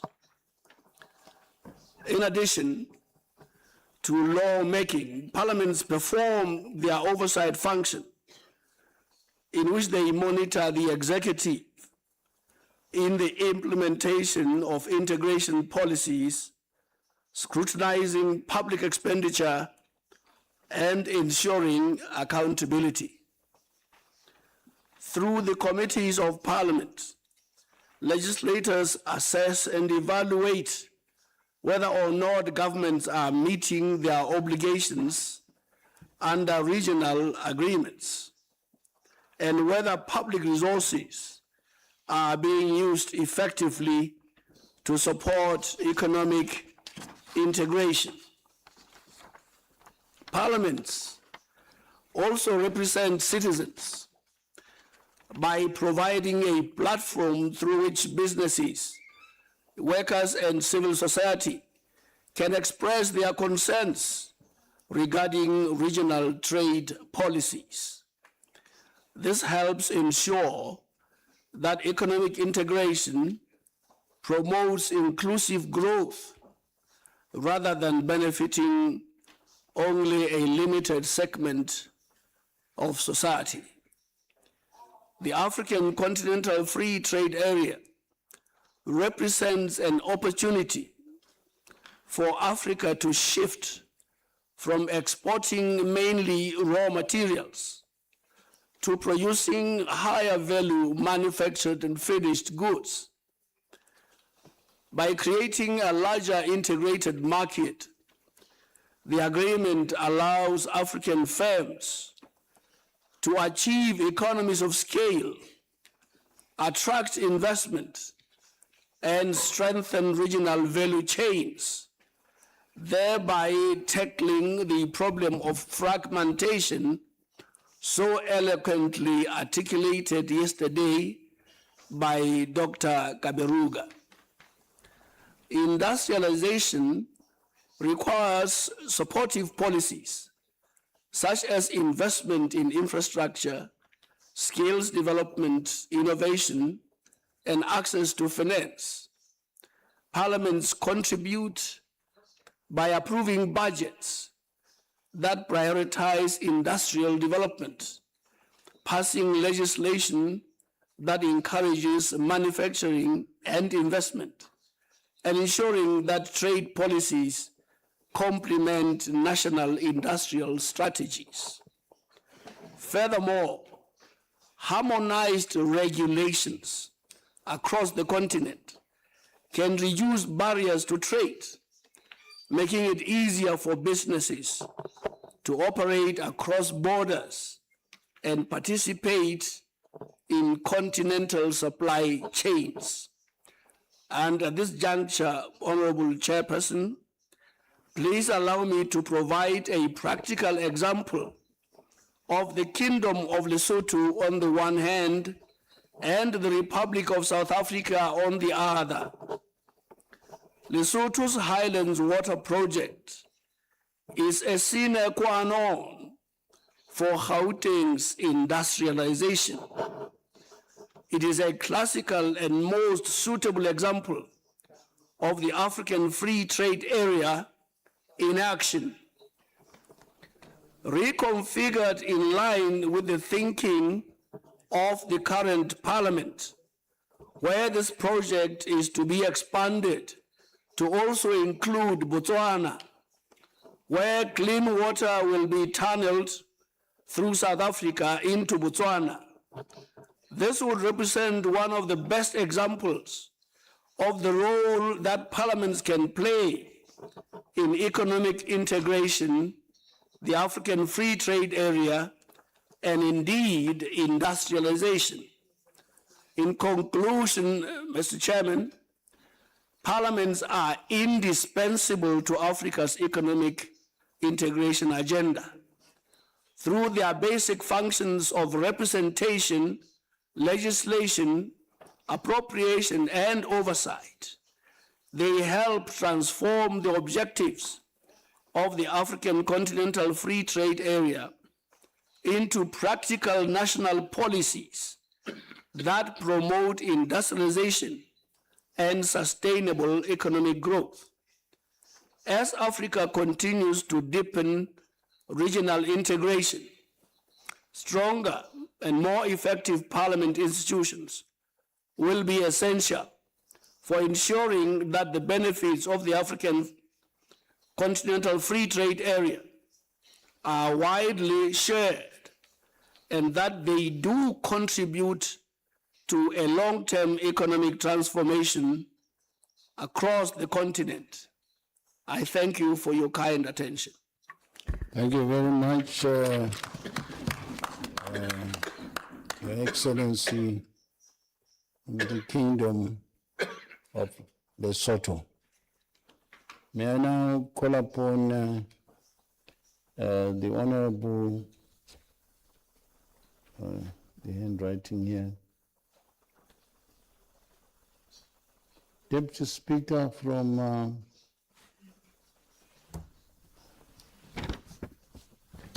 can you assist me with the handwriting here? It's very much hieroglyphic. Mauritius. Mauritius, Deputy Speaker. The Honorable Deputy Speaker from Mauritius, Honorable Balamodi. Thank you. Thank you, Your Excellency, Chairperson of the Assembly, Honorable Speakers and Deputy Speakers of National and Regional Parliament, all protocol observed, good morning. I bring along the greeting of the Speaker of the Mauritian Parliament and the Mauritian citizen. Mauritius, as you know, is a small island developing state located in the Indian Ocean off the southeast coast of Africa. Since independence in 1968, Mauritius has transformed from a monocrop sugar economy to a diversified upper middle income economy. Key sectors include financial services, tourism, information and communication technology, manufacturing, and the ocean economy. The government is committed to restoring democracy, rebuilding public trust, reclaiming institutional integrity, and aligning Mauritius with international standards through comprehensive legal and institutional reforms. And the Parliament of Mauritius is here to collaborate with any regional and international parliament. At this aim, the Financial Crime Commission Act was passed in 2023 and proclaimed in 2024. The FCC prosecutes financial crimes, including corruption offenses, money laundering offenses, fraud offenses, and other offenses related to financing and drug dealing. With regard to regional and international engagement, Mauritius is determined to strengthen its relationship with regional and international by cooperating with key parliamentary institutions and regional forums. In this context, the FCC has strengthened cooperation through memorandum of understanding with numerous sister agencies, namely the Central Bureau of Investigation and Enforcement Directorate of the Republic of India, the Special Investigation Unit of the South Africa, the Independent Commission Against Corruption, the International Anti-Corruption Cooperation Center. In line with the commitment of Mauritius to adhere to the highest standard, supervisory and regulatory institutions, law enforcement authorities have constantly undergone significant legislative reform to adopt the Financial Action Task Force recommendation to the highest standard. Gaps which have been identified through the recommendation action in the 2018 Mutual Evaluation Report have all been addressed through massive legislation amendment passed through Parliament. When it comes to Africa, the debt burden of many African nations, including Mauritius, has grown to unsustainable levels, diverting scarce resources from vital investments in health, education, and climate resilience, undermining our collective aspiration for increasing growth, prosperity, and resilience as outlined in Agenda 2063, the Africa we want.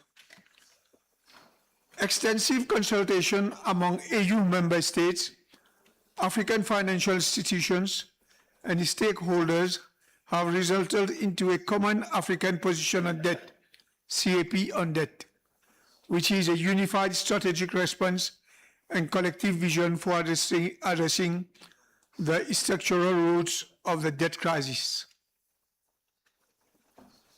This includes immediate crisis response measures, including comprehensive debt relief, strengthening the implementation of the G20 Common Framework, and considering further reforms, considering options that ensure that debt resolution mechanisms are efficient, fair, and predictable. In addition, it focuses on building institutional resilience, mobilizing constitutional finance, and is strengthening government to safeguard Africa's fiscal sovereignty and development trajectory. Public funds should be purposely deployed to de-risk investment opportunities, strengthen institutional capacity, and finance enabling structure. Concurrently, the primary objective must be a significant significant and sustained increase in foreign direct investment flows. The African Union recent admittance as permanent member of G20 at the 2023 New Delhi Leaders Summit provides Africa with a permanent voice in global economic governance and a platform to advance the continent's developing priorities and the Agenda 2063. This platform is critical to the advancement of the African continents. To maximize on the opportunity and reinforce industrialization, the African continent is already undertaking several measures to secure its economy, trade-wise, through initiatives such as Action Plan for Accelerated Industrial of Africa, AIDA, the African Continental Free Trade Area, AfCFTA, the African Union Community Strategy, the Africa Mining Vision, and the African Green Minerals Strategy. The recently adopted Fourth Industrial Development Decade for Africa, IDDA 4, for the period 2026 to 2035, marks a major global and continental commitment to accelerate Africa's industrial transformation through strengthened partnerships, industrial development, regional integration, technological innovation, and sustainable industrial development. The African continent has made progress in carrying extensive consultation, partner engagement, and identifying practical solutions to address its needs. However, the continent lags behind in implementing a coordinating strategy, primarily due to strict national sovereignty protection. And this is where the Parliament is important. Fragmented policy development and severe infrastructure deficit. The issue of sovereignty is a major issue, and each and every Parliament, there should be more meeting within the Parliament institution and regional forum, so as once and for all, we address that issue of sovereignty. To conclude, parliamentary diplomacy can be leveraged to reinforce international engagement, bilateral networks, multilateral assemblies, and interparliamentary dialogue to build relationships, address global challenges, and direct policy decisions. Mauritius has been one of EU member states that carried the flag on the first decade of the Agenda 2063 reporting and remains committed to this leadership role. Through collaborative partnership at national, regional, and continental level, and guided by the government program 2025-2029, Mauritius will continue working towards the Africa we want and will collaborate, like I said, as the Mauritian Parliament with each and every regional and international institutions in order to ensure the implementation of the 2063 plan. Thank you. Thank you very much. A round of applause, please. Yes. I have found the interventions starting with Zimbabwe, Tanzania, Djibouti, Kingdom of Lesotho, and lastly, but not least, Mauritius. Very profound, and I hope they will be well captured as an inspiration on what and how we should implement the AfCFTA in our respective countries. Now, we are gaining time, and I'm happy about that. I'm sure you too are happy. We'll have tea. The clerk of Parliament will announce where we should have the tea, but we should be out from this chamber just for 20 minutes. so that we are back on time. And our target is that we finish proceedings by lunch hour instead of 5 o'clock later on. Thank you very much. Clerk? Honorable President, tea break will be served in the foyer outside the chamber for all MPs, honorable speakers and members of parliament present, and for the members of the conference bureau, as well as all the high-level delegates that have given presentations this morning. Tea will be served in the VIP holding room to my left.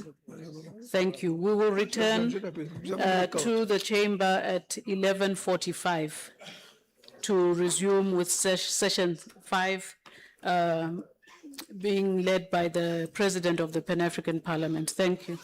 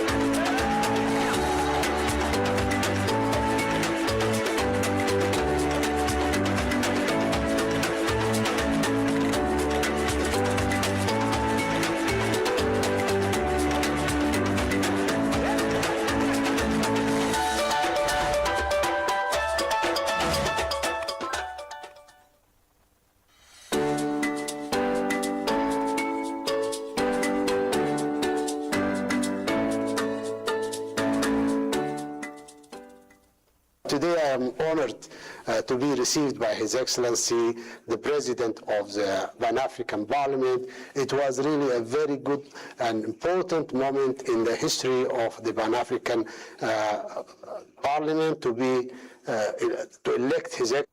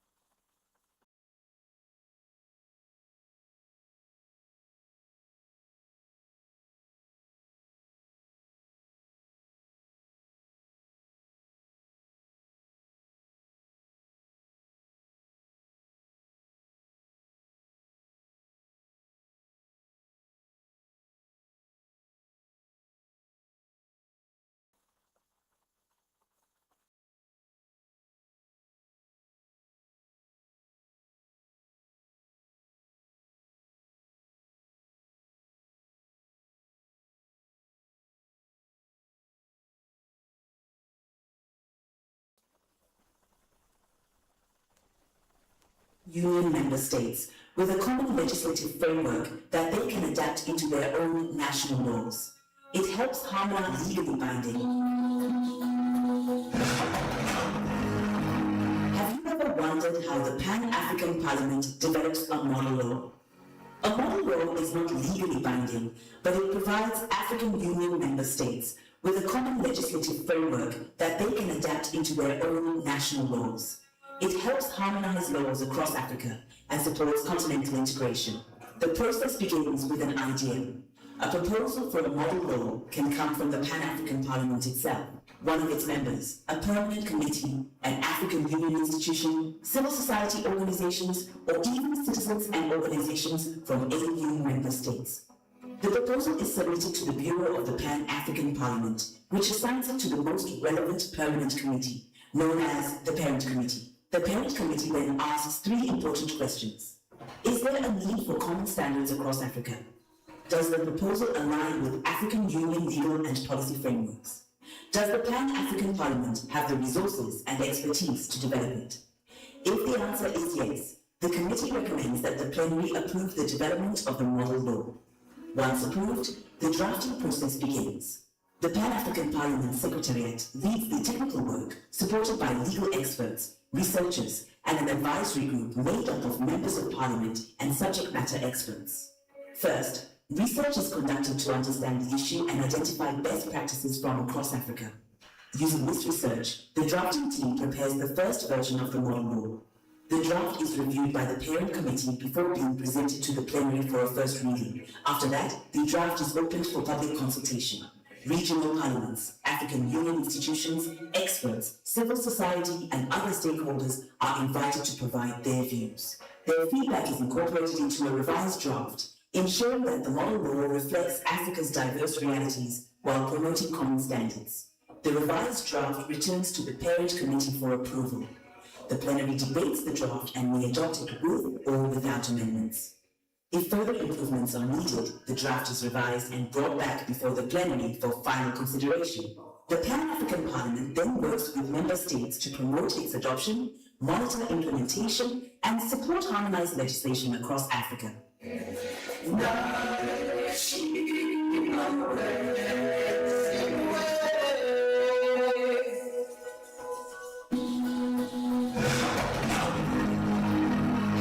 Wondered how the Pan-African Parliament develops a model law. A model law is not legally binding, but it provides African Union member states with a common legislative framework that they can adapt into their own national laws. It helps harmonize laws across Africa and supports continental integration. The process begins with an idea. A proposal for a model law can come from the Pan-African Parliament itself, one of its members, a permanent committee, an African Union institution, civil society organizations, or even citizens and organizations from AU member states. The proposal is submitted to the Bureau of the Pan-African Parliament, which assigns it to the most relevant permanent committee, known as the Parent Committee. The Parent Committee then asks three important questions. Is there a need for common standards across Africa? Does the proposal align with African Union legal and policy frameworks? Does the Pan-African Parliament have the resources and expertise to develop it? If the answer is yes, the committee recommends that the plenary approve the development of the model law. Once approved, the drafting process begins. The Pan-African Parliament Secretariat leads the technical work supported by legal experts, researchers, and an advisory group made up of members of Parliament and subject matter experts. First, research is conducted to understand the issue and identify best practices from across Africa. Using this research, the drafting team prepares the first version of the model law. The draft is reviewed by the Parent Committee before being presented to the plenary for a first reading. After that, the draft is opened for public consultation. Regional parliaments, African Union institutions, experts, civil society, and other stakeholders are invited to provide their views. Their feedback is incorporated into a revised draft, ensuring that the model law reflects Africa's diverse realities while promoting common standards. The revised draft returns to the Parent Committee for approval. The plenary debates the draft and may adopt it with or without amendments. If further improvements are needed, the draft is revised and brought back before the plenary for final consideration. The Pan-African Parliament then works with member states to promote its adoption, monitor implementation, and support harmonized legislation across Africa. Have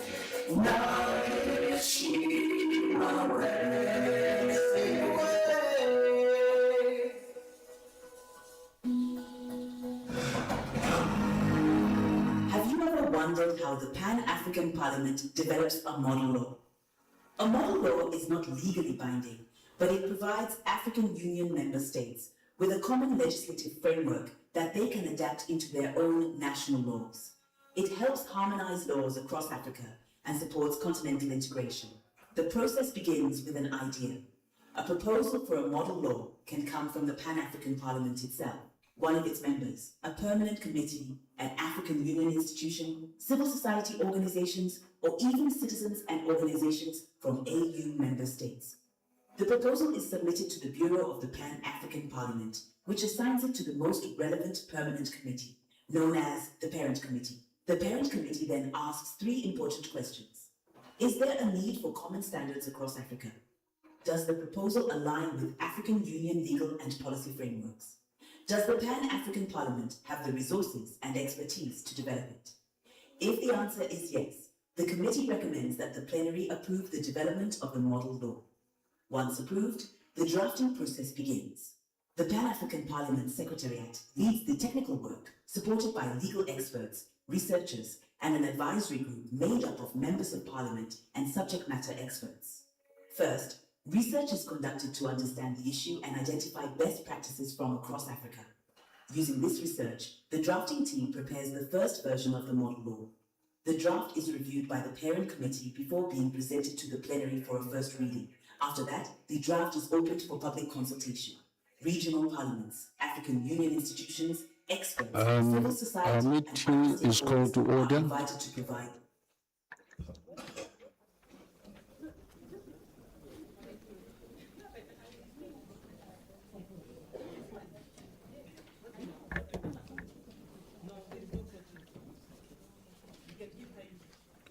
We proceed with session 5. Showcasing the history, functions, relevance, and achievements of PAP in continental governance framework. And then we'll have the launch of PAP modern laws, advancing continental legislative harmonization, and then presentation will be followed by a short plenary discussion. Now, the Pan-African Parliament has held legislative functions and the power to draft, deliberate on, and adopt modern laws for consideration and voluntary domestication by the national parliaments of the African Union member states. These modern laws represent a significant evolution of PAP's original advisory and consultative mandate towards a more substantive role in continental legal harmonization. The official launch of the PAP modern laws marks a milestone in the operationalization of this mandate and delivering concrete legislative tools that member states can put into immediate internal use. So I'll now call upon His Excellency, the President. Wait, where is the President?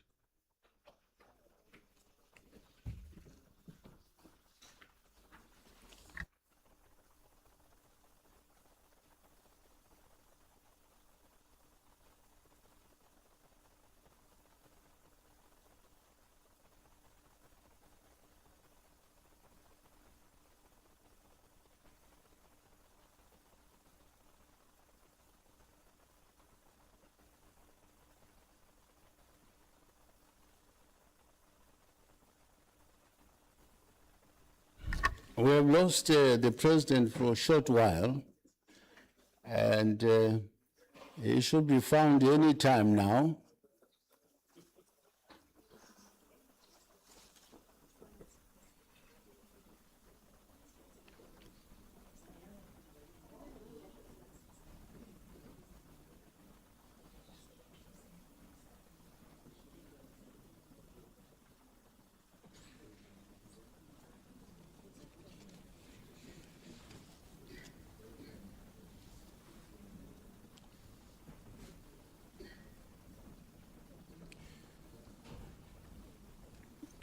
Welcome, Mr. President of POP. We have found him. Well, a round of applause, eh? Yes. Otherwise, he won't feel very welcome. Mr. President, I just invited you to make your presentation as President of the Pan-African Parliament under Session 5. If you can please proceed with your intervention.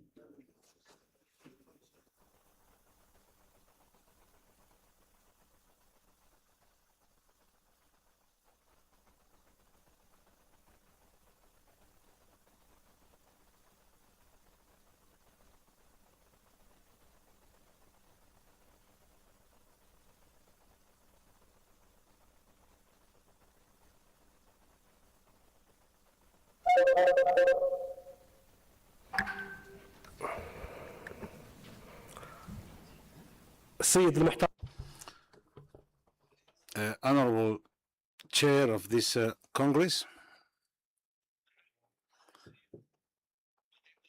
Honorable Madinda, the Speaker of the Parliament of Zimbabwe, Honorable members of the Bureau of the Congress, members and honorable members of the Pan-African Bureau of the Pan-African Parliament, honorable members representing the institutions of the African Union, our partners in development, the experts, and the honorable participants of expertise, honorable representatives of the diplomatic corps, the assistants, and honorable members of the Pan-African Parliament, and as well as the respectful Madam Clerk and her assistant secretariat, who are working to make this conference successful, members of the media and members of the civil society, honorable delegates, peace be upon you. I'm glad, first of all, to welcome you once again in this conference that gathers the leadership of the African parliaments in an event that marks a landmark for the march of the African parliamentary work on the continental level. This event is represented by this session, of which I had the honor to work on the launch of very important three model laws that are important for the Pan-African Parliament work. This conference takes place in a time when we are looking forward into strengthening the integration and setting the milestones of parliamentary laws that are coherent and accepted by all of us in order to work together to reach our goals and overcome the challenges. We do understand that accelerating the achievement of the agenda of 2063 is important for the Pan-African Parliament, and it's a part of the plan of the African Union in order to achieve the sustainable development. In this context, the role of the parliaments is very important as a player in enhancing and making the legislations that can keep up with these transformations and to realize this continental visions into realities that serve the African citizen. On this point, the Pan-African Parliament is continuous on its seventh legislation to work on enhancing and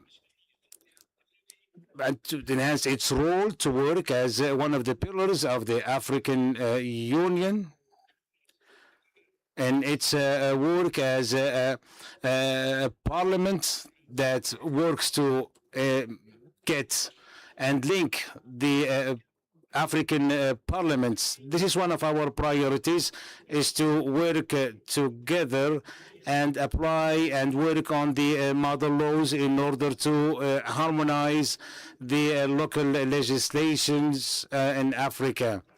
Legislation that can respond to the aspirations of the African people when it comes to intra-trade and development, while respecting always the sovereignty of our countries and its specificity, and confirming that the model laws are one of the most important tools that are used by the Pan-African Parliament to support the member states to harmonize their laws. One of the important pillars that African Parliament is working to achieve is to harmonize the legislature across Africa. The Pan-African Parliament is still playing its role as consultative organ. However, we are working towards working on one model law that can strengthen the African relationships and help the African Union while facing the issues of world of today. We can talk about the model laws once we see them adopted and be part of the Pan-African Parliament outcomes. And we look as well into the concord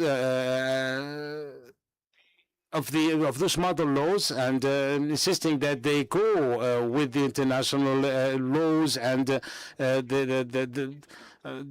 instrumental that we have in the African Union. We as a parliament, we have the obligation to set up model laws that can go hand in hand with all the instrumental laws and decisions that had been taken by the AU as an organ. For sure, when we speak about the international obligations, we speak about what can be in addition to creation of a very stable legal environment that can encourage and put differences aside and brings people together and finish those, overcome those obstacles that hindered our progress. Honorable Your Excellencies, those laws are not only or merely legal texts. We in the Pan-African Parliament, we don't work on model laws to keep them and archive them as text.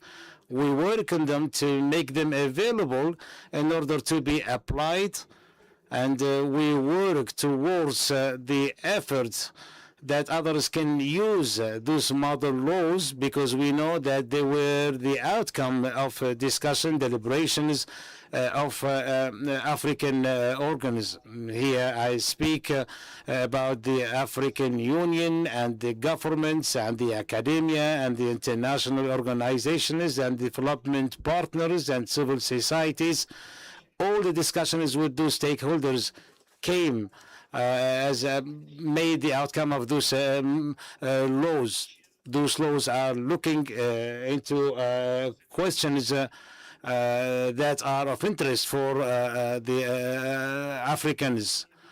This will help towards, and here I mean the mother laws. The mother laws will help enhance and improve the legal life.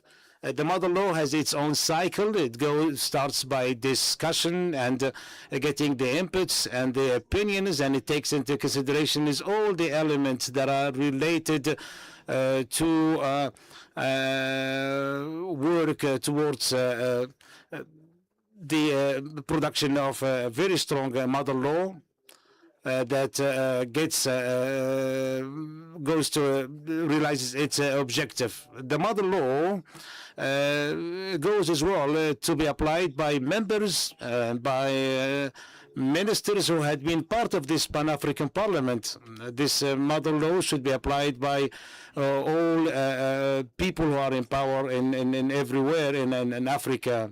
We can use their expertise in order to enrich a mother law that can be more open and more progressive for Africa. Ladies and gentlemen, the diversity of the legal laws will enable the member states to benefit from those mother laws according to its necessities. Today, we are launching 3 legal mother laws that represent the interest of the African continent. First of all, equity and between women and men and youth, and the conservation of soil.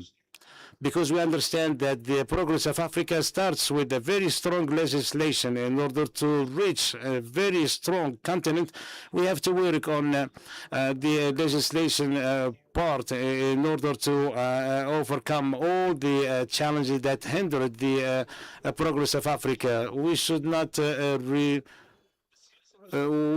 keep the African legislation policy following the copying other laws. We have to work ourselves to create our own laws that respond to the aspirations of Africa and the African citizens, away from the international contradictions and away from the influence of other powers outside of Africa. There might be laws that are suitable for others, but not for our Africa. I say we have to work on mother laws that take into consideration dignity, equality, and justice.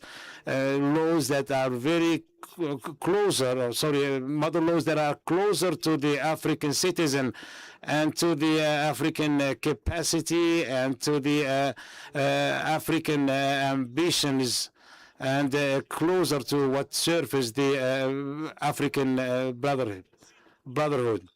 Ladies and gentlemen, those 3 mother laws that we are launching today represent the Pan-African Parliament vision in order to harmonize the African legal work. And we will be successful, and I'm sure we will success, even if we are able to get only 1 mother law. We will be successful to bring this mother law and make it available and make it an example that we can follow in the way that we build Africa. Here we are responding to the priorities of the African development. First of all, the mother law concerning the equality between women, gender equality. This will give the opportunity and will provide a legal framework to fight against this inequality, and it will empower the African woman, the woman that fought for Africa, and the African woman that is able to go hand in hand with men to build a very strong continent. a continent that's sovereign and strong, especially when I know that we have men of expertise in Africa, and most of them are leading African parliaments on the continent. And I do commend the Honorable Speaker of the Parliament of Zimbabwe. She's an example of the African women. A few days ago in my country, in Algeria, we had elected for the first time Madam Speaker for our parliament, and this is another win for Africa. So here I would like to concentrate on encouraging women and its her participation in the political and economical life of the continent, and by providing her with education, with good health, and gender-based policies that can ensure equality. And with this, we can go forward to sustainable development. We are proud here in in the Pan-African Parliament that we have equality when it comes to the membership and chairmanship of committees, and our institution is in the Pan-African Parliament. This is a big part of the reform in the African Union organs, whereby we want to build organs for both men and men.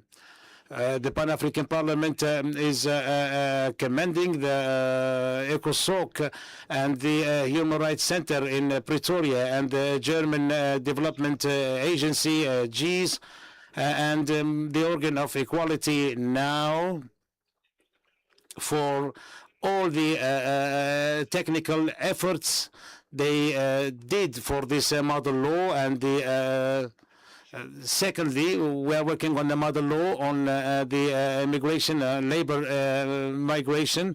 This model law will help the member states to work on their looking into issues of the labor migration and an orderly manner, and will help the application of the laws, taking into consideration the African Convention on Human Rights, and to deal humanely and in a fair manner to all African immigrants. We are working on a model law that can guide the member states to work and solve issues related to the immigration in a fair manner, whereby we can look into aspects of cooperation and giving chances to the African citizens by providing labor and organizing the intra-migration inside the continent with all the responsibilities concerning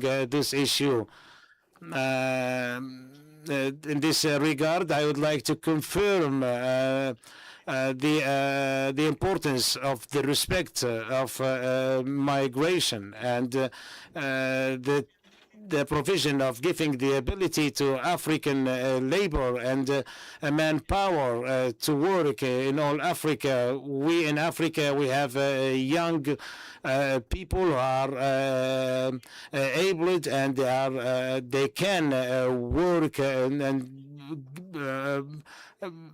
and they are experts in many fields. So Africa, with its manpower and its expertise and experts, can achieve a lot through the organization of the labor market.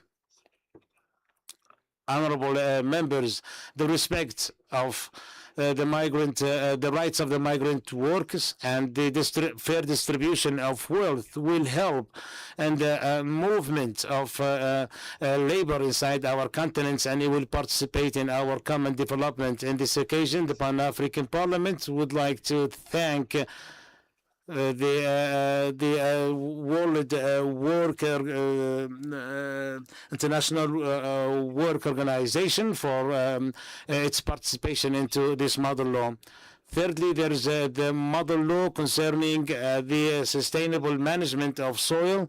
This model law will help put the legislation for the protection of soil to protect the food security. Honorable members, today the discussion in many international fora and the new vision on the international dealing is based on food security and food sovereignty. You have all seen the crisis that we went through post-COVID era, whereby we have a disruption of the food distribution and food chain distribution all over the world, whereby Africa went through a very severe crisis of distribution of food. So this model law is to make us ready and prevent the occurring of such episodes. This model law will help the African continent to adapt to the climate change.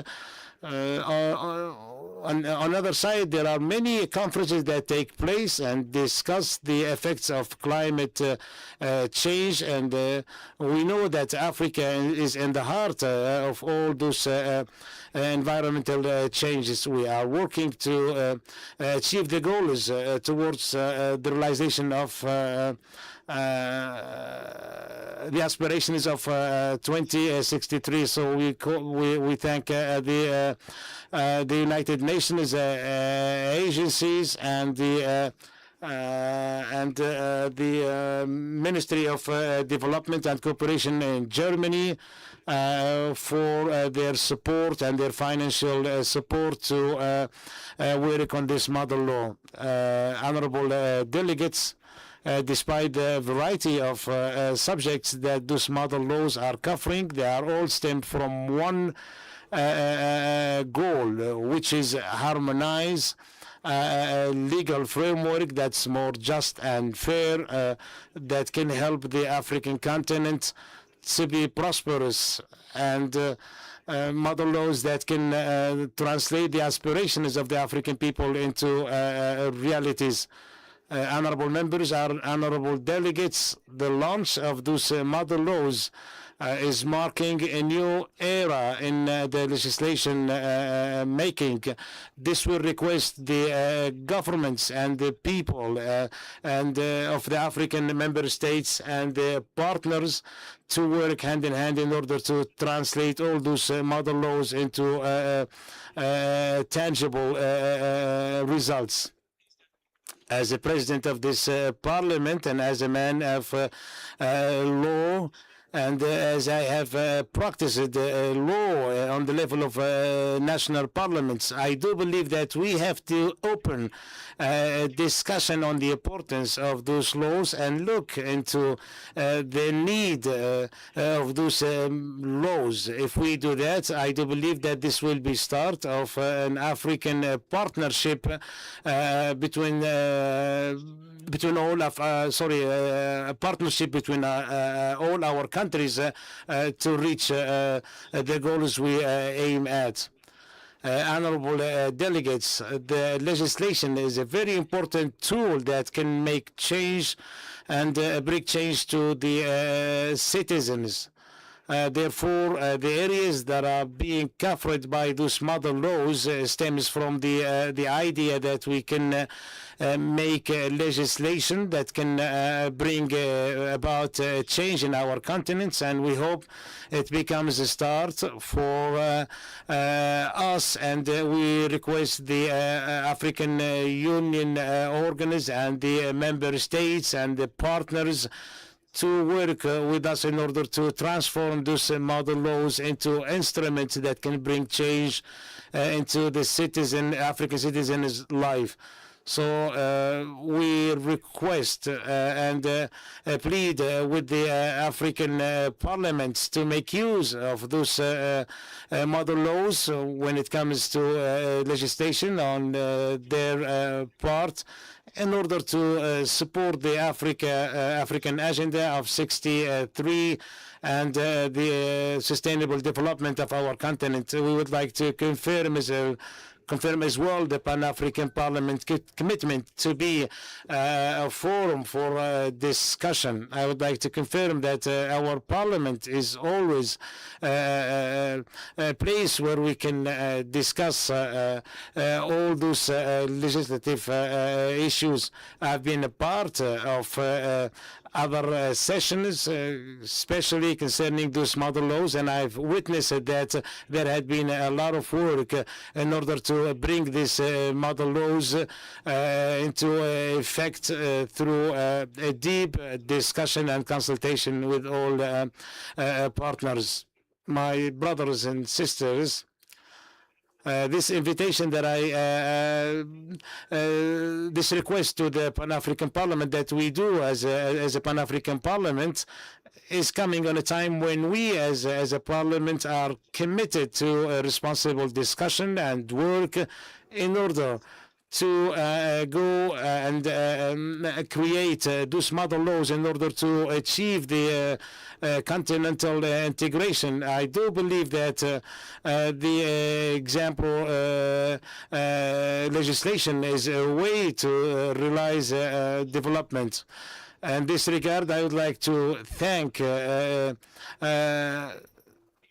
and commend all the partners and the institutions, the experts and the permanent committees and the Pan-African Parliament Secretariat and all those who participated in getting those model laws done, because this shows that the spirit on which we are working in order to achieve the common African project. Honorable members and delegates, the future of Africa is not realized by its own sources only, but rather by very strong legislative institutions and laws that are up to the level that we aim to, and legal instruments that can prevent those who want to exploit Africa wealth from doing it. And it will prevent those who are looking for gaps inside our continent to achieve their very small agendas. This will prevent them from doing that. Africa is only built by strong legislation. So let's take this initiative and make it as a start point in order to get into a partnership on legislation whereby we can force legalities and help the development of our continent and get our people closer to each other.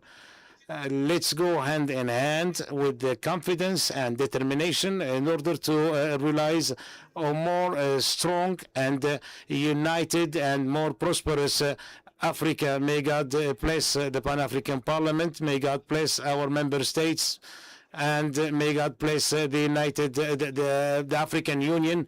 Long life to one solidarity of Africa. Thank you.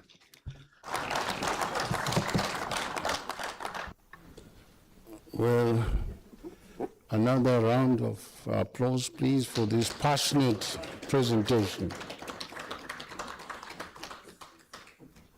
Our president believes very strongly that appropriate legislation is an instrument of socio-economic development. And the appeal, therefore, is that when we get back home in our parliaments, we should study these proposed modern laws and see how we can domesticate them in our legislative framework in our respective parliaments and countries. Now, I would like to call upon His Excellency, the President of PAP, to come forward and be with Honorable Dao Miriam Gapala, who is one of those to assist us on modern law, on gender equality and equity. And Honorable Senator John Bonds Bideri on modern law on labor migration. And then Honorable Euphrem Autata for modern law on sustainable soil management. And these are chairpersons, deputy chairpersons of the relevant committees of PAP. If you could come forward, please, for the unveiling of the modern laws.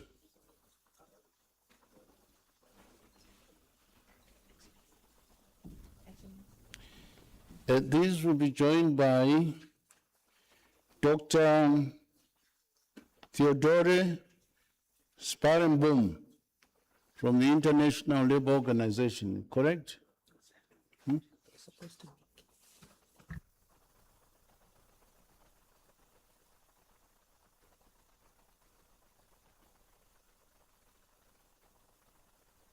Now, each chairperson, please identify yourselves. Each chairperson will make 3 minutes presentation, starting with Honorable Dao Miriam Gabala. 3 minutes, please.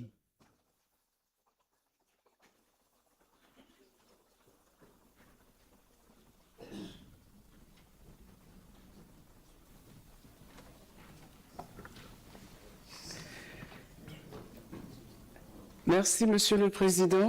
Thank you, Mr. President.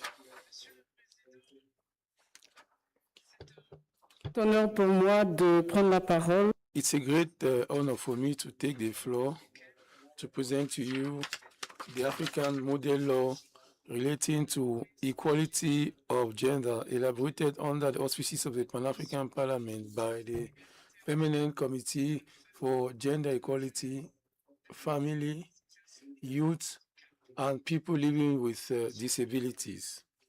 Mr. President, this model law was born out of a simple result. Our continent has to work against discrimination in order to foster development. Nonetheless, these commitments are yet to be translated everywhere in the correct manner in national laws, public policies, budgets, institutions, and daily lives of our population. So there was a need to make available to countries and African parliaments a common legislative framework which is ambitious enough to encourage progress and transformation of our continent. This model law is an instrument of reference with the aim of guiding national reforms in order to facilitate the convergence of laws and assist parliaments in the discharge of their sovereign powers. Your Excellencies, this model law is respectful of the sovereignty of our countries and the competence of our national institutions. The issues of equality between men and women are neither accessory nor peripheric because it's at the heart of economic transformation, social stability, democratic governance, and the sustainable development of our continent. Women represent more than 50% of the African population. They contribute in a determining manner to economic production, transmission of values, and resilience of our communities. The model law has equally adopted an intergenerational and inclusive approach. It takes into consideration the youth, which are the backbone of the continent, and equal people living with disabilities who generally meet obstacles when it comes to their full participation to the social, economic, and political life.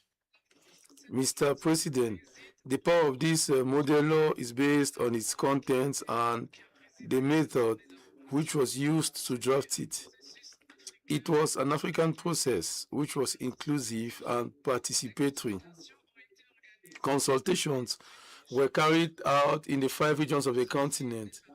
They associated members of parliament, government representatives, institutions of the African Union, legal experts, women and youth organizations, representatives of physically disabled persons, and organizations of civil society.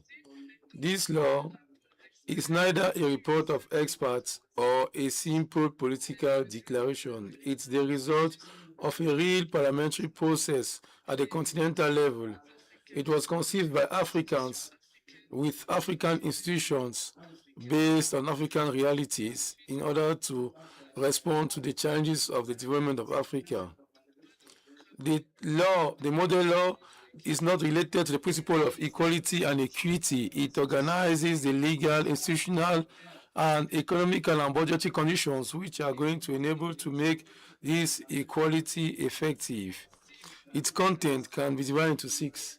The first pillar concerns the fundamental principle, equality before the law, human dignity, non-discrimination, equality of opportunities, inclusion, and the responsibility of public authorities. It asserts the equality in dignity, the equality of rights and opportunities. Equity recognizes that in order to attain a real equality, it might be necessary to adopt measures adopted in order to correct some historic social and institutional disadvantages. The second pillar on governance, representation and decision making. It urges states to encourage a more equitable participation of women and men in parliaments, governments, local authorities, administrations, legal institutions, security services, public corporations, and other decision-making organs. The objective here is not just for the fun of it. It has to do with an effective participation of women and youths, enabling to really contribute to decisions and to exert their responsibility. A third pillar concerns the economic empowerment. The model law asserts the equality of access to employment, professional training, entrepreneurship, finance, public contracts, technology, access to land, access to property, and other productive resources. It equally ensures the principle of an equal salary for an equal work done. The fourth pillar covers the social fundamental rights, notably education, health, social protection, housing, cultural science, technology, and access to information. A particular attention is laid on this law, on girl education, maternal health, and to people in the informal sector, those in the rural zones and categories which are particularly exposed to poverty and exclusion. The fifth pillar has to do with prevention and elimination of discriminations on gender-based violence and other nefarious practices. The law notably takes into consideration physical violence, psychological, economic, domestic, school, professional violence, and digital and political violence. It equally covers the traffic in human beings, forced marriage of children, female genital mutilation, and other practices which have a negative impact on the dignity, health, and the future of people. It is not limited to repression. It equally organizes prevention, protection, assistance, and assistance of victims, and also open the path for reparation. The sixth pillar concerns institutions, budgets, data, and accountability. The model law on gender equality calls for the implementation of national mechanisms which are clearly defined and having enough resources. It equally deals with budget related to gender, the definition of measurable indicators, evaluation of public policies, and parliamentary oversight. Your Excellencies, distinguished President, this model law is not directly applicable in countries. Every parliament could use it based on its own national situation. In some countries, it could inspire a general law on equality and equity of gender. In others, it's going to enable to revise or to supplement the existing laws in the electoral, economic, social, educative, sanitation, professional fields. Every parliament could proceed to an analysis of conformity between the provisions of the model law and its national right in order to identify the achievements and the shortcomings and priority reforms. Your Excellencies, ladies and gentlemen, distinguished President, I would like to urge you respectfully to actually enshrine this model law within the agendas of your institutions and seize the competent institutions and scrutinize and ensure that the reforms adopted should be accompanied by budgetary resources, measurable indicators, and a parliamentary monitoring mechanism. On behalf of the Committee of Gender Equality, I would like to call upon the patronage of two parliaments which are going to accept to become the first forerunners of this model law. Two parliaments ready to open the voice, to open the way for the process of domestication, to share their experience with the rest of the continent. So before concluding my remarks, Mr. President, permit me to seize this opportunity to particularly thank the technical staff of the Pan-African Parliament, Mr. President, the legal officer, and all the legislative and all the service of legislations. While we are occupied by parliamentary affairs in our countries, they are the ones who look for partners and help us to move forward. And with your permission, I would like us to give them a round of applause. I equally want to thank all the partners who've assisted us in the drafting of this model law. I have in mind ECOSOC, the African Union Economic, Social, and Cultural Council, the Center for Human Rights at the University of Pretoria, the German Agency for International Cooperation, Equality Now, UNFPA, International Labour Migration, African Continental Free Trade Area, CLUNIT Foundation, and AU Gender Directorate. Mr. President, permit me to conclude by requesting that we should make equality and equity a better method of government, a democratic requirement, and an accelerator of African development when it comes to the expectations of the objectives of Agenda 2063, that is the Africa that we want. I thank you very much. Thank you very much.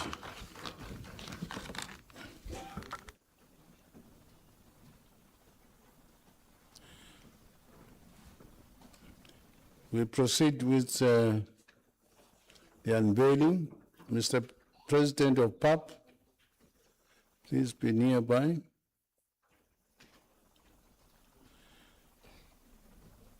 And those who will assist in the unpacking and unveiling,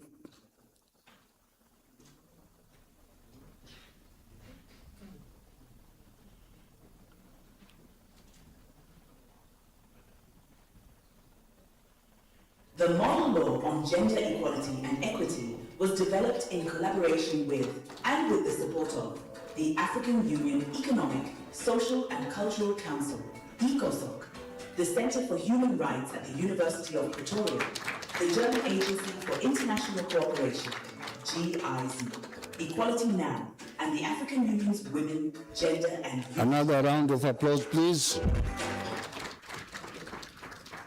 Thank you very much,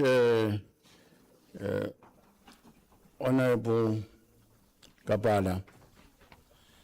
The next presenter is Honorable Baidari, Deputy Chairperson, Committee on Trade, Customs, and Immigration Matters. This is on modern law, labor, migration.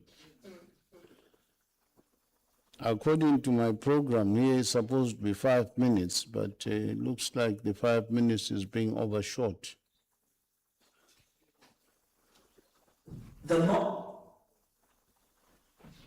Please proceed.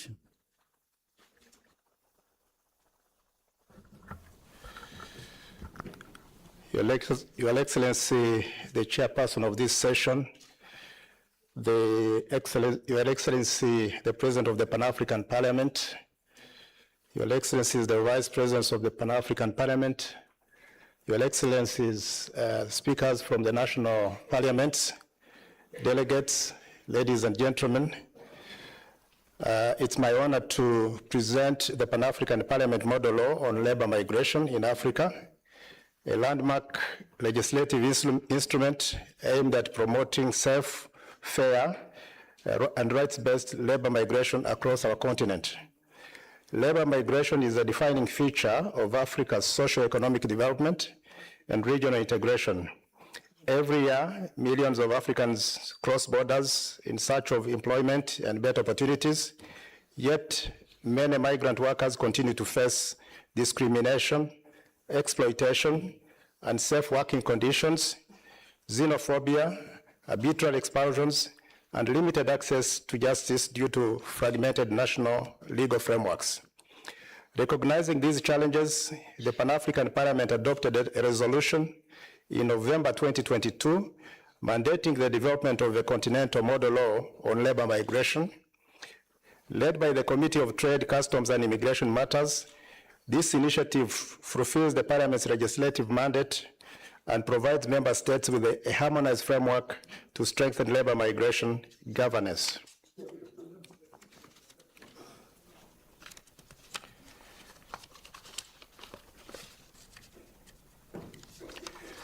The formulation of the model law was highly consultative and evidence-based. It benefited from the technical support of the International Labour Organization and valuable contributions from the African Union Commission, the International Organization for Migration, regional economic communities, legal experts, academia, civil society, and other stakeholders. The process also ensured full alignment with the relevant African Union instruments, international labor standards, and existing Pan-African Parliament model laws. The overarching objective of the model law is to assist member states in developing legislation and guarantees safe, orderly, and regular labor migration while protecting the rights of migrant workers.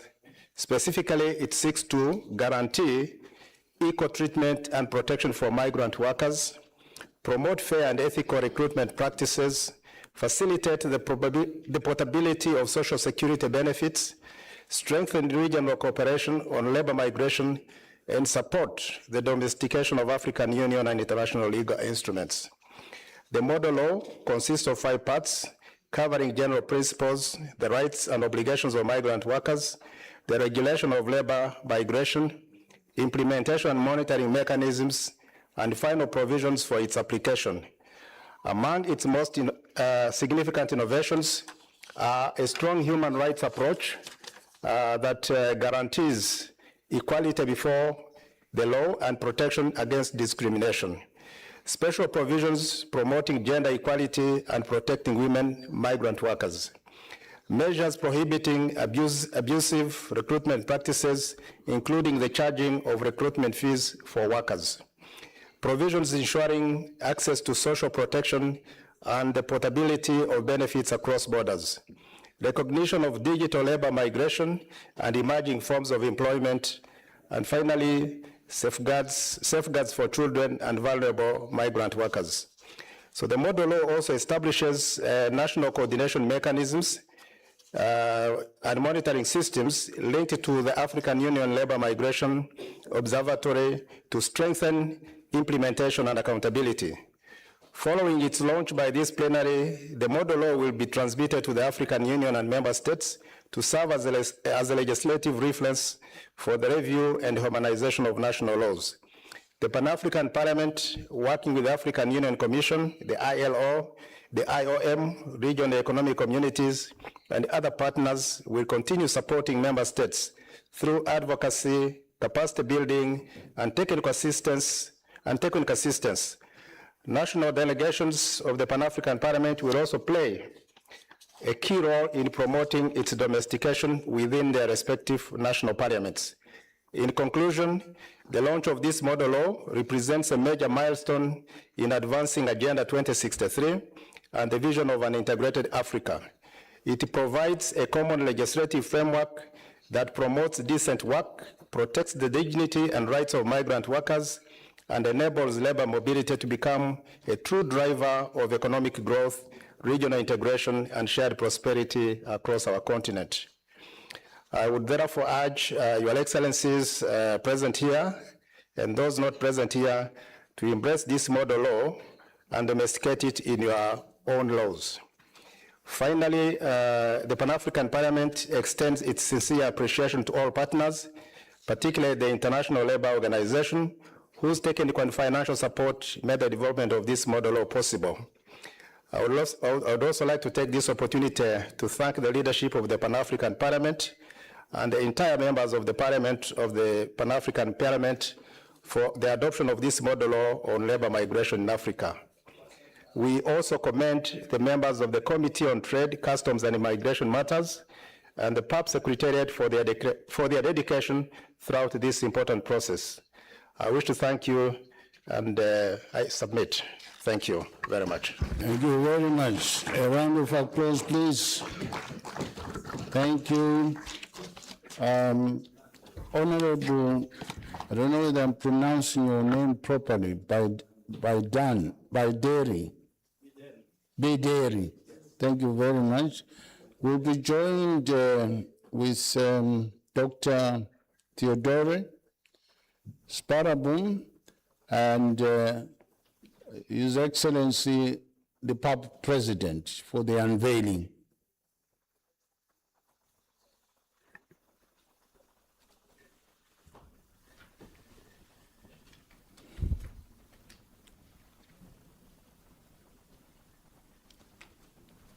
The model law on labor migration was developed in collaboration with the International Labour Organization, with technical support from the International Organization for Migration, IOM, and the African Union Department of Health, Humanitarian Affairs and Social Development, HHS.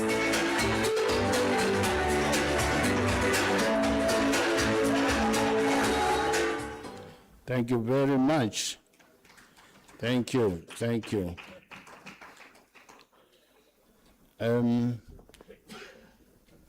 May I call upon Honorable Euphrem Autata, Deputy Chairperson, Committee on Rural Economy, Agriculture, Environment, and Natural Resources, for a presentation on a modern law on sustainable soil management. A round of applause, please.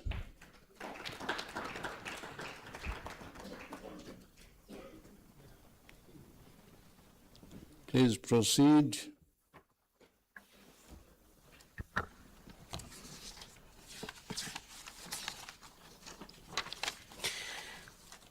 His Excellency the President of the Pan-African Parliament, His Excellency the Vice President of the Pan-African Parliament, honorable members of the Pan-African Parliament, distinguished development partners, distinguished guests, ladies and gentlemen. It's a great honor and a privilege to address you today on the occasion of the official launch of Pan-African Parliament Model Law on Sustainable Soil Management in Africa. Today marks another important milestone in the work of the Committee of Agriculture, Rural Economy, natural resources, and environment, and the Pan-African Parliament's commitment to provide legislative solutions to Africa's development challenges. This model law isn't merely a novel publication, it's a practical legal instrument designed to assist African Union member states in strengthening the national legal frameworks for the sustainable management and protection of one of Africa's most precious natural resources, our soil. As a committee, we're proud of the progress we've made in advancing the Parliament's legislative mandate. To date, we've successfully developed and secured the adoption of 2 continental model laws: the model law on food and nutrition security in Africa, adopted in 2022, and now the model law on sustainable soil management in Africa.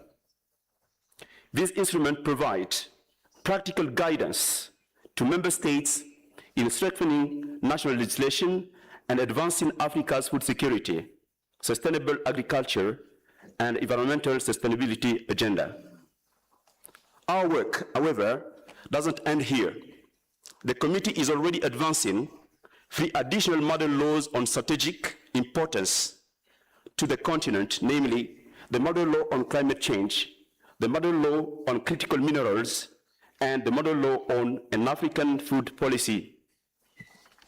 Together, these initiatives demonstrate the committee's determination to provide innovative legislative responses to interconnected challenges of climate change, food systems, natural resources, governance, and sustainable development. The model law we're launching today responds to one of Africa's most urgent yet often overlooked challenges: soil degradation. Healthy soils are fundamental to agricultural productivity, food and nutrition security, biodiversity conservation, climate resilience, and sustainable livelihoods. By providing a comprehensive legal framework for sustainable soil governance, this model law will support member states in protecting and restoring soil resources for the benefit of present and future generations. On behalf of the committee, I wish to express our sincere appreciation to all the partners whose unwavering commitment made this achievement possible. We're particularly grateful to the Development and Rule of Law Program, DROP, Stellenbosch University, the German Environmental Agency, the various United Nations agencies, and the Federal Ministry for Economic Cooperation and Development of the Federal Republic of Germany for the invaluable technical, strategic, and financial support throughout this process. Allow me to extend a special tribute to Professor Oliver C. Ruppel, Director of the Development and Rule of Law Program, DROP, Stellenbosch University. Professor Ruppel has worked tirelessly alongside the committee from the very inception of the initiative. His exceptional legal expertise, unwavering commitment, and steadfast guidance were instrumental in developing this model law from concept to completion.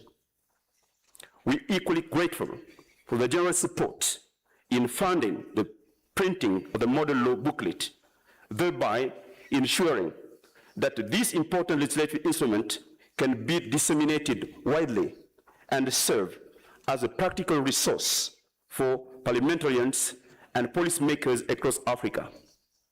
Professor Ruppel's dedication exemplifies the true spirit of partnership in advancing sustainable development and legislative excellence of our continent. Finally, I commend the members of the committee, the Pan-African Parliament Secretariat, and all experts and stakeholders who contributed to this remarkable achievement. Let this launch mark the beginning of a new phase of action where this model law is translated into national legislation and concrete policies that safeguard Africa's soils, strengthen our food systems, and contribute to the realization of Agenda 2063. I thank you for all your kind attention. Thank you very much. Thank you very much. Please bring the board for unveiling. Mr. President of PAP, please move forward.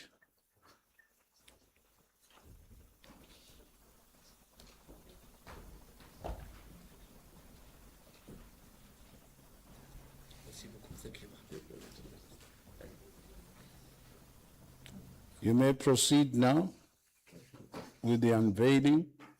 The model law on soil management in Africa was developed in cooperation with the Development and Rule of Law Program, DROP, Stellenbosch University, and the German Environment Agency, with the strategic assistance of various United Nations agencies, and the financial support of the Federal Ministry for Economic Cooperation and Development of the Federal Republic of Germany.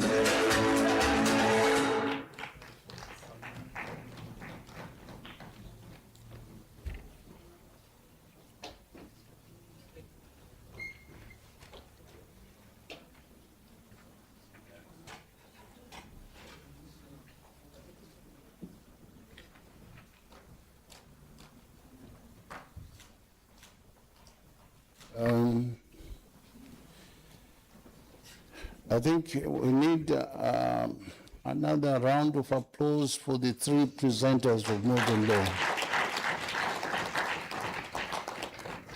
It's definitely an outstanding leapfrog towards our legislative exercise in our national parliaments. Now,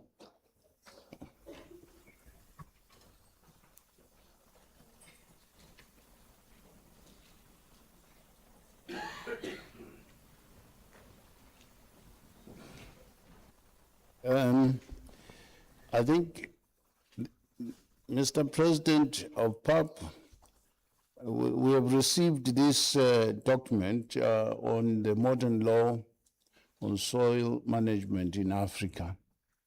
We haven't received the other two. I suspect they'll be circulated. If not, we may have them online.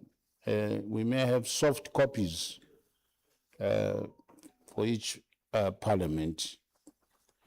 Now, it is my honor and singular honor to call upon the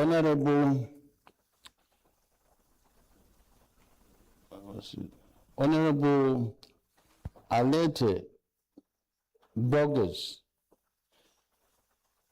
His Excellency, the 4th Vice President of PAP. Please take the floor.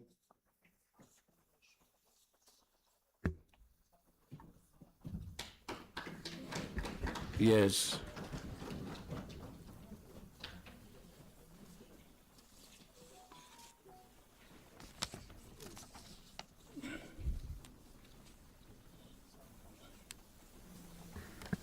Please proceed, Vice President.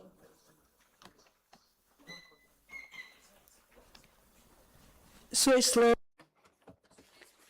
Your Excellency, Chair of the conference, Your Excellency Dr. Fateh Boutbit, President of the Pan-African Parliament, Your Excellencies, Presidents of national and regional, Speakers of national and regional parliaments, distinguished guests, ladies and gentlemen, all protocol duly observed. We come to the end of this conference with a deep sense of gratitude, pride, and hope. Over the past 2 days, we have not merely gathered to fulfill a program of work. We have been united by a common vision, a stronger, more integrated, and more prosperous Africa better able to respond to the legitimate aspiration of its people through parliamentary diplomacy and the realization of Agenda 2063. On behalf of the Bureau of the Pan-African Parliament, allow me to express our most sincere gratitude to each of the speakers of the national and regional parliaments for your presence, for the high standard of your contributions, for the spirit of dialogue, and for the commitment you have shown to the future of our continent. The discussions held here about the different subjects have demonstrated that Africa has both the capacity and the determination to find African solutions to African problems. I would like to express my special thanks to His Excellency, the President of Pan-African Parliament, for his leadership, vision, and dedication to strengthening this institution as the democratic voice of the people of Africa. To the Parliament and the people of the Republic of South Africa, we extend our thanks for their fraternal hospitality, generosity, and for all the conditions created to ensure the success of this conference. Allow me also to extend a very special acknowledgement to the Secretariat of Pan-African Parliament. Your discreet yet absolutely essential work formed the foundation upon which this conference was built. The exemplary organization, technical, rigorous, and efficient, constant availability and professionalism demonstrated ensure that every session proceeds with excellence. The success of this conference is also down to you. Please accept our deep gratitude and our sincere appreciation. We would also like to thank moderators, rapporteurs, interpreters, protocol, communication, security, logistic, technical support, as well as all those who contributed with dedication and spirit of service to the success of this meeting. Your Excellencies, as you return to your countries, take with you a deeper understanding of the Pan-African Parliament, its mandate, the relevance of its work, its legislative instruments such as model laws, and the growing role it plays in the integration and governance of our continent. You should also take with you a closer understanding of the work that your members of parliament from your countries carry out within this institution on behalf of our people. And allow me to make a respectful appeal. Please continue to support the Pan-African Parliament by encouraging your delegation to participate actively and regularly. The greater the involvement of our parliamentarians, the stronger this institution will be and the greater its capacity to serve Africa. For a strong Pan-African Parliament is built on strong, committed, and fully engaged national parliaments. The story will judge us not only by the words we speak here, but by our ability to translate the commitments we make today into better living conditions for our people. May we return to our countries inspired, united, and determined to continue writing together a new chapter in the African integration. Thank you very much for your trust, for your friendship, for your commitment to Africa. May God bless our parliament. May God bless the Pan-African Parliament. And may God bless Africa. Thank you for your attention.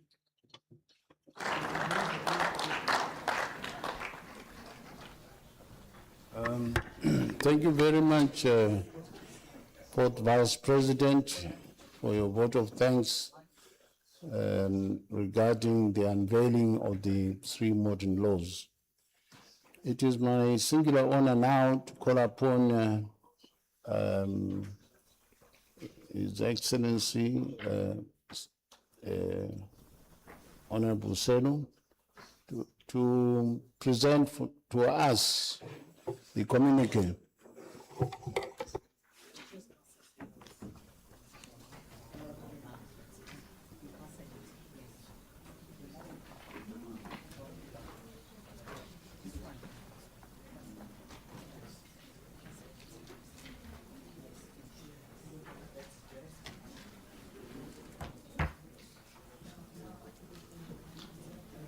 Yes, yes, please proceed. You've got the copy. Please proceed.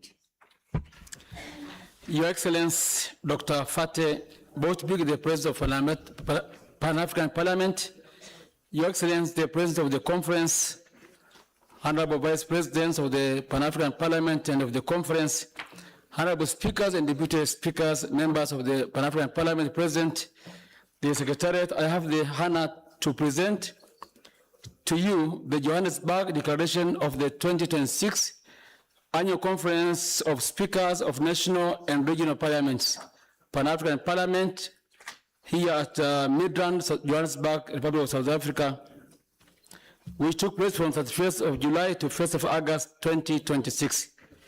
And under the theme, the role of parliamentary diplomats in strengthening relations with national and regional parliaments and contributing to the achievement of the objectives of Agenda 2026. With your permission, Honorable President, let's go to page 2. Let me skip the preamble, as I'm sure every one of you has the paper. Here we adopt the Johannesburg Declaration, our shared vision. We reaffirm our unwavering commitment to an integrated, prosperous, peaceful, and democratic Africa, driven by its own citizens and representing a dynamic force in the global arena. We affirm that the success of the Agenda 2063 depends upon strong, accountable, and effective parliamentary institutions capable of translating continental aspirations into national laws, budgets, oversight, and public policy. We therefore declare parliamentary diplomats to be one of the principal pillars for advancing Africa's political and economic integration as well as sustainable development.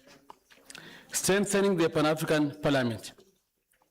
We reaffirm that the Pan-African Parliament remains the apex continental parliamentary institution and should be progressively strengthened to discharge its mandate effectively.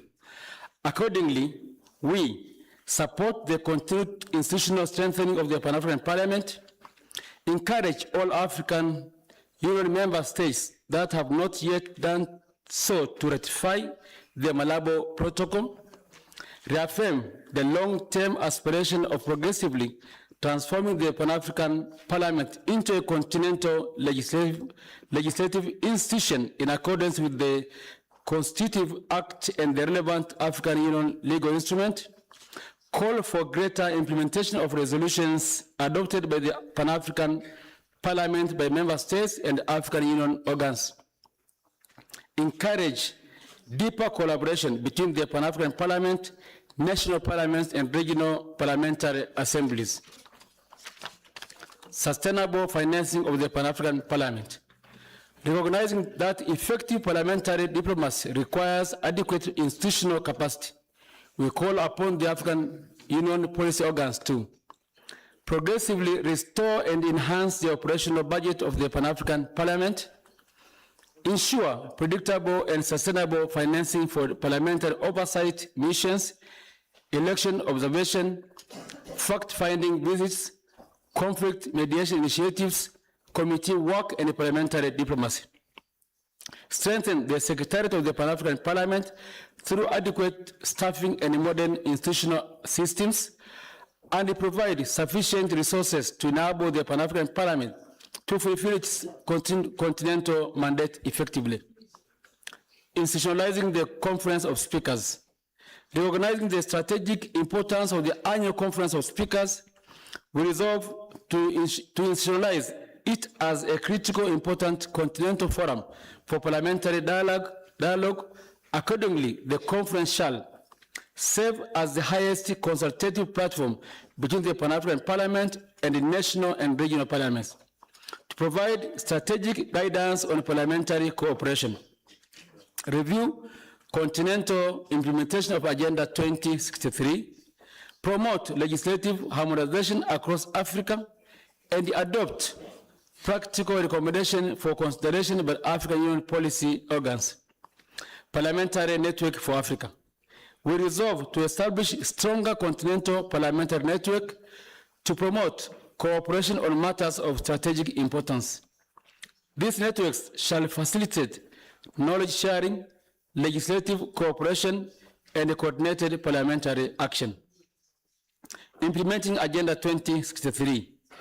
We commit ourselves to aligning national legislation with Agenda 2063, strengthening parliamentary oversight of Agenda 2063 implementation, promoting annual parliamentary reporting on progress, harmonizing laws that facilitate regional integration, accelerating implementation of the African Continental Free Trade Area, promoting industrialization and value addition, supporting responsible exploitation of Africa's critical minerals, and strengthening public accountability and fiscal transparency.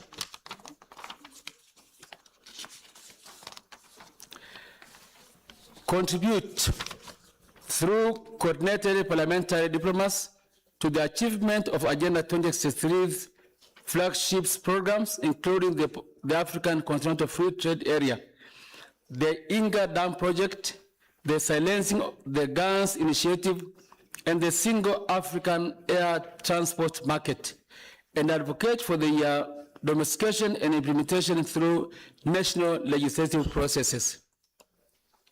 Advance the ratification and domestication of key African Union instruments, including the Malabo Protocol, the African Continent Free Trade Area Agreement, the African Charter on Democracy, Elections and Governance, and the African Charter on Human and People's Rights, identifying parliamentary champions and clear timelines for each priority instrument. PAP model laws. We further commit to promote the dissemination, consideration, and domestication of Pan-African Parliament model laws within our respective national legislative frameworks, taking into account national constitutional processes and legislative priorities.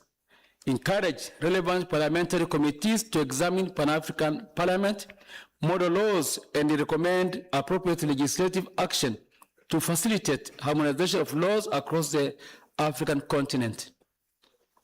Present progress report at future annual Conference of Speakers on measures taken by the national parliaments to consider, adapt, and enact Pan-African Parliament model laws, including challenges encountered and best practices identified, with a view to promoting peer learning and accelerating legislative convergence across Africa. Peace, security, and democratic governance. We undertake to strengthen parliamentary diplomacy in preventing conflict, supporting mediation, and promoting democratic governance. Accordingly, we condemn unconstitutional changes of government, terrorism and violent extremism, hate speech, xenophobia and Afrophobia, all forms of discrimination, and gender-based violence. We reaffirm that Africa's diversity remains one of its greatest strengths and that dialogue should always prevail over division. Women and youth. We reaffirm that no society can achieve sustainable development while excluding women and young people.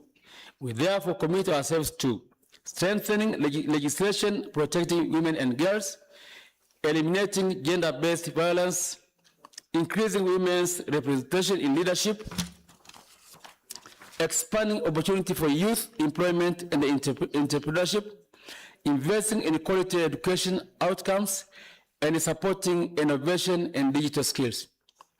Africa's economic future. We affirm that Africa possesses sufficient human and natural resources to finance its own transformation. We therefore call for greater domestic resource mobilization, prudent debt management, improved governance of natural resources, greater investment in science, technology, and innovation, stronger infrastructure connectivity, and the gradual self-financing of African Union institutions. Strengthening participation in the Pan-African Parliament. Recognizing that the effectiveness and the legitimacy of the Pan-African Parliament depend upon the active participation of member states and their parliamentary delegations. We pledge to facilitate the full participation of our respective parliamentary delegations in all ordinary and extraordinary sessions of the Pan-African Parliament, ensure the timely designation and replacement where necessary of members of the Pan-African Parliament in accordance with the PAP protocol and the rules of procedure. Encourage members of the Pan-African Parliament to participate actively in plenary, committee meetings, caucuses, bureau activities, and other official programs of the Parliament. Promote regular engagement between members of the Pan-African Parliament and their respective national parliaments to strengthen accountability, improve coordination, and ensure that continental parliamentary deliberations inform national legislative processes. Support the allocation of adequate financial and administrative resources to enable members of Pan-African Parliament to discharge their continental responsibilities effectively. Implementation. We request the President of the Pan-African Parliament to transmit this declaration to the Assembly of Heads of State and Government of the African Union, the Executive Council, the Permanent Representative Committee, the Chairperson of the African Union Commission, regional economic communities, regional parliamentary bodies, national parliaments of all African Union member states, the African Peer Review Mechanism, the African Development Bank, the African Continental Free Trade Area Secretariat, and other relevant continental institutions. We further request national parliaments to prepare an annual implementation report on the commitments contained in this declaration for reporting and consideration at future Conference of Speakers. The conference further requests the Pan-African Parliament Secretariat to establish a voluntary monitoring framework to compile annual report on the dissemination and domestication of Pan-African Parliament model laws by member states, maintain a continental register of legislative measures adopted pursuant to Pan-African Parliament model laws, report annually on member states' participation in sessions and activities of the Pan-African Parliament, and submit a consolidated implementation report to each annual Conference of Speakers, highlighting progress, emerging challenges, and recommendations for further action. The conference further resolved that implementation of this declaration shall become a standing agenda item at every future annual Conference of Speakers to enable the review of progress, exchange of best practices, and adoption of additional measures where necessary. Appreciation. We express our profound gratitude to the government and the people of the Republic of South Africa for hosting the Pan-African Parliament Speakers Conference and for the warm hospitality extended to all delegates. We commend the President and the Bureau of the Pan-African Parliament for their leadership in convening this conference and for their continued efforts to strengthen the role of the Pan-African Parliament as the parliamentary organ of the African Union. We commend the President and the Bureau of the Conference for effectively and successfully presiding over the conference. We thank the African Union Commission, AUDA, NEPAD, the African Peer Review Mechanism, the African Continental Free Trade Area Secretariat, the United Nations Economic Commission for Africa, Dr. Donald Kaberuka, and all resource persons partners, and stakeholders for their valuable contribution to the deliberations of the conference. Conclusion. We depart from Johannesburg with the renewed conviction that parliamentary diplomacy must become a defining feature of Africa's governance architecture. We firmly believe that Africa's renaissance will not be realized by declaration alone, but by transformative leadership, effective people-centered legislation, transparent and accountable governance, and stronger, mutually beneficial cooperation among our parliamentary institutions. Inspired by the ideals of Pan-Africanism and the aspirations of Agenda 2063, we pledge to work together to build a peaceful, prosperous, integrated, and democratic Africa. Adopted in Johannesburg, the Republic of South Africa, this first day of August 2026. I submit. Thank you very much, Honorable Silo, as the rapporteur, representing also his colleague on my right. If there are no objections to the communique, I put the question that this communique be adopted. Adopted. The acclamation was a bit low. Can you do it again? That's much. Thank you very much. We leave the communique in the hands of our PAP president for action in terms of the implementation paragraph. I now call upon, where is that?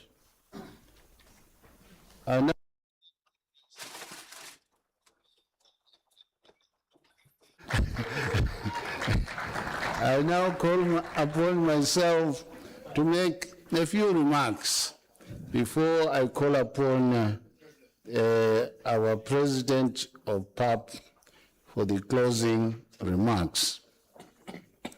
On a point of order. On a point of order, yes. I wish to call upon myself to thank heartily the Bureau President, Jacob Nzida Milimo Mudenda, Speaker of the Republic of Zimbabwe, for his able and apt handling of our conference. Thank you very much. Shukran jazilan. I am humbled. Through your cooperation, we have been able to make up for time. We're supposed, according to the program, to finish at 5. Now we are finishing at lunch hour, and exactly 10 minutes before the actual lunch time of 13:30. Honorable speakers, deputy speakers, through the PAP president, let me thank the bureau of this conference, which was accepted by this assembly. I want to believe that we have tried our best to run this conference of speakers to the best of our ability. I want to say congratulations to the Bureau.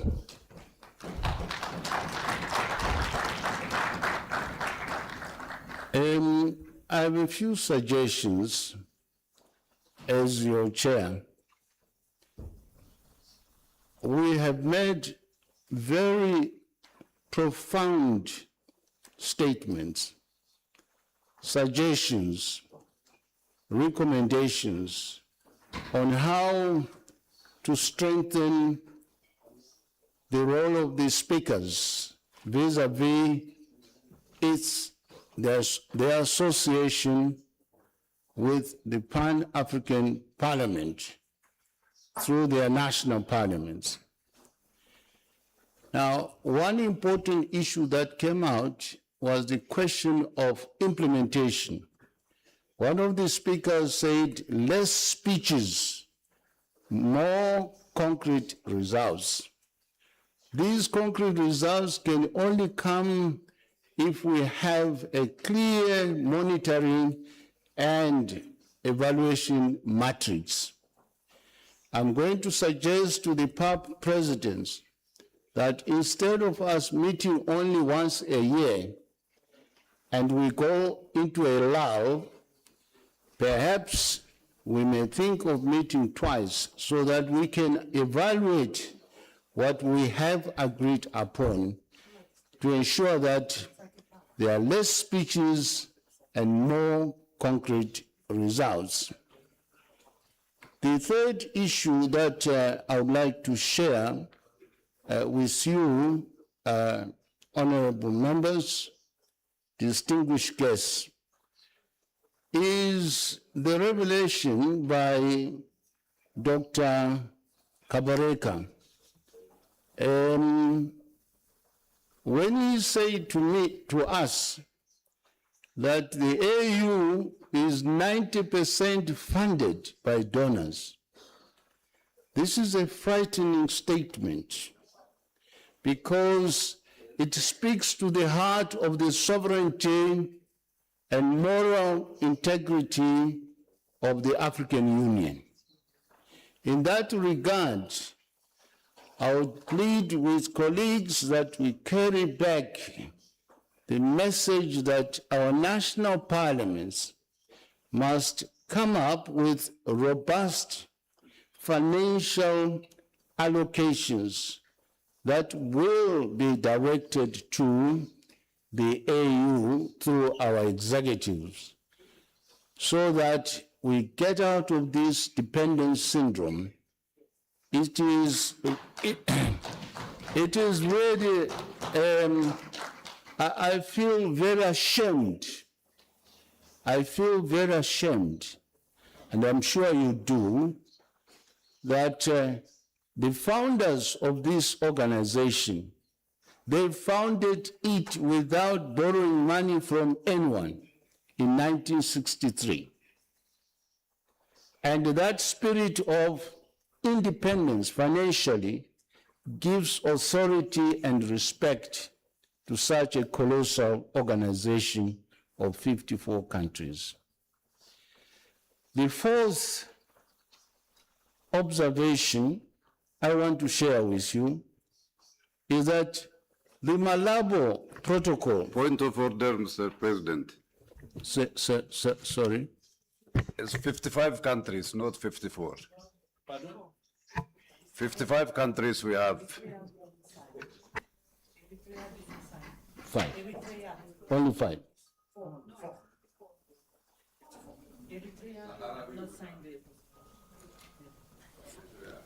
Your correction was 5 countries. 55 countries have signed Malabo Protocol. No. 15 have signed and deposited the instruments of the protocol with the Commission. That's what I was trying to say. I withdraw, Your Excellency. You withdraw. Thank you very much, Honorable First Vice President.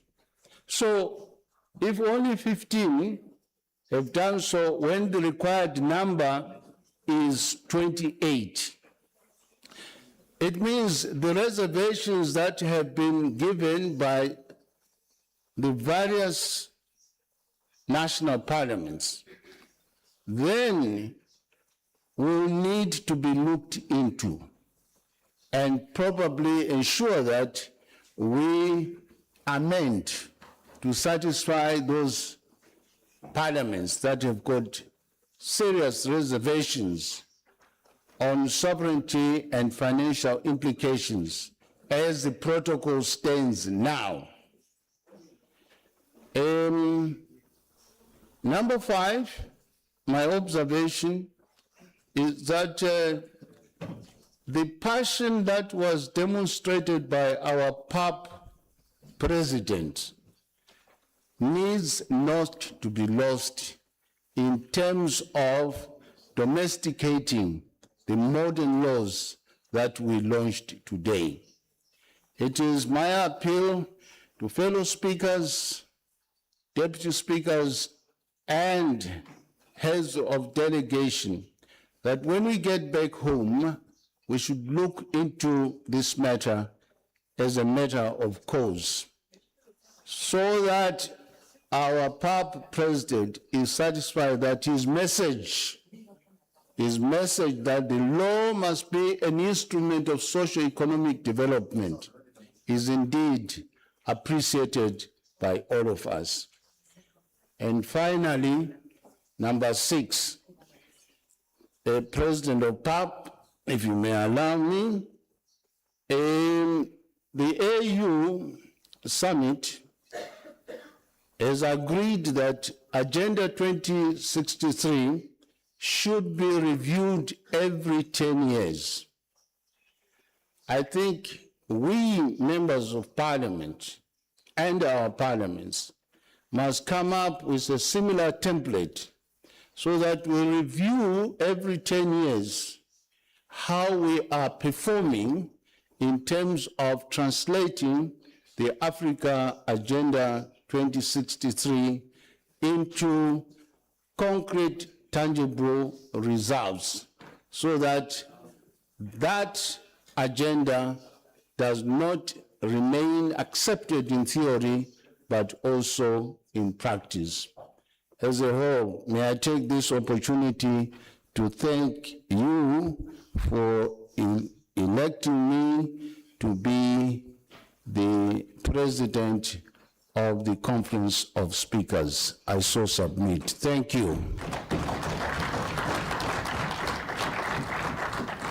May I humbly call now our distinguished PAP president to close this assembly. Your Excellency,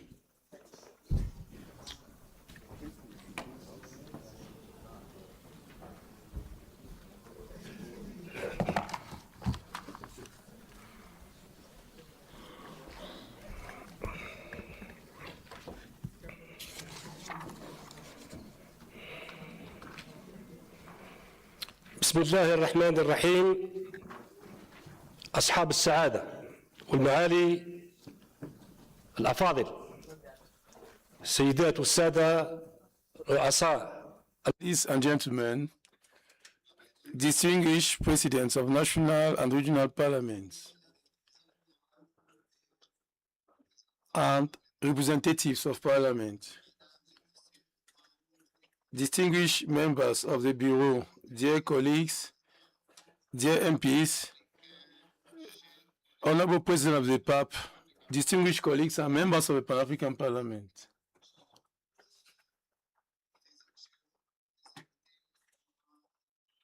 Distinguished guests, all protocol duly respected. Madam Secretary General, Madam Clerk, and all organs of the Pan-African Parliament and representatives of the diplomatic corps and all partners and media, permit me to sincerely thank the Bureau of this conference, that is the President of the Speaker of the Panel of Zimbabwe, Jacob Madenda, and his colleagues, speakers of national parliaments and members of the Bureau of the Conference of this region. and members of the caucus of this region, distinguished ladies and gentlemen, I thank you once more for this, for your presence and your cooperation during this conference, during this session, which should become a free and strong platform which confirms a continental opening and an important cooperation between regional and national parliaments and the Pan-African Parliament, which is the vision of the African population. I thank all those who answered present to this invitation. I commend all those who have discussed and reasserted the importance of what unites African brothers for the success of parliamentary initiative, so that one day we should have a better future in which all Africans can unite in a platform. Ladies and gentlemen, at this time in my country, in Algeria, we have lost 27 people and witnessed over 40 injured in a road accident, and we are observing a period of 3 days mourning. It's a very difficult period for Algeria. On behalf of my brothers and colleagues and members of the Pan-African Parliament, and on behalf of all presidents present and representatives of African people, I extend my sincere condolences and sympathy to the victims and all the people of Algeria. I ask God the Almighty to accept those who passed away and the full recovery of those injured. I urge you to stand up for a minute of silence prayer for those who lost their life in Africa and in Algeria.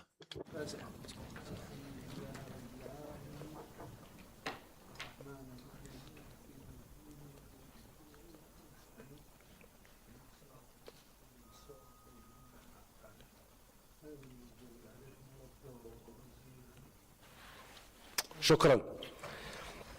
رحم الله. Thank you. May the Almighty bless the victims and protect us from danger on the African continent.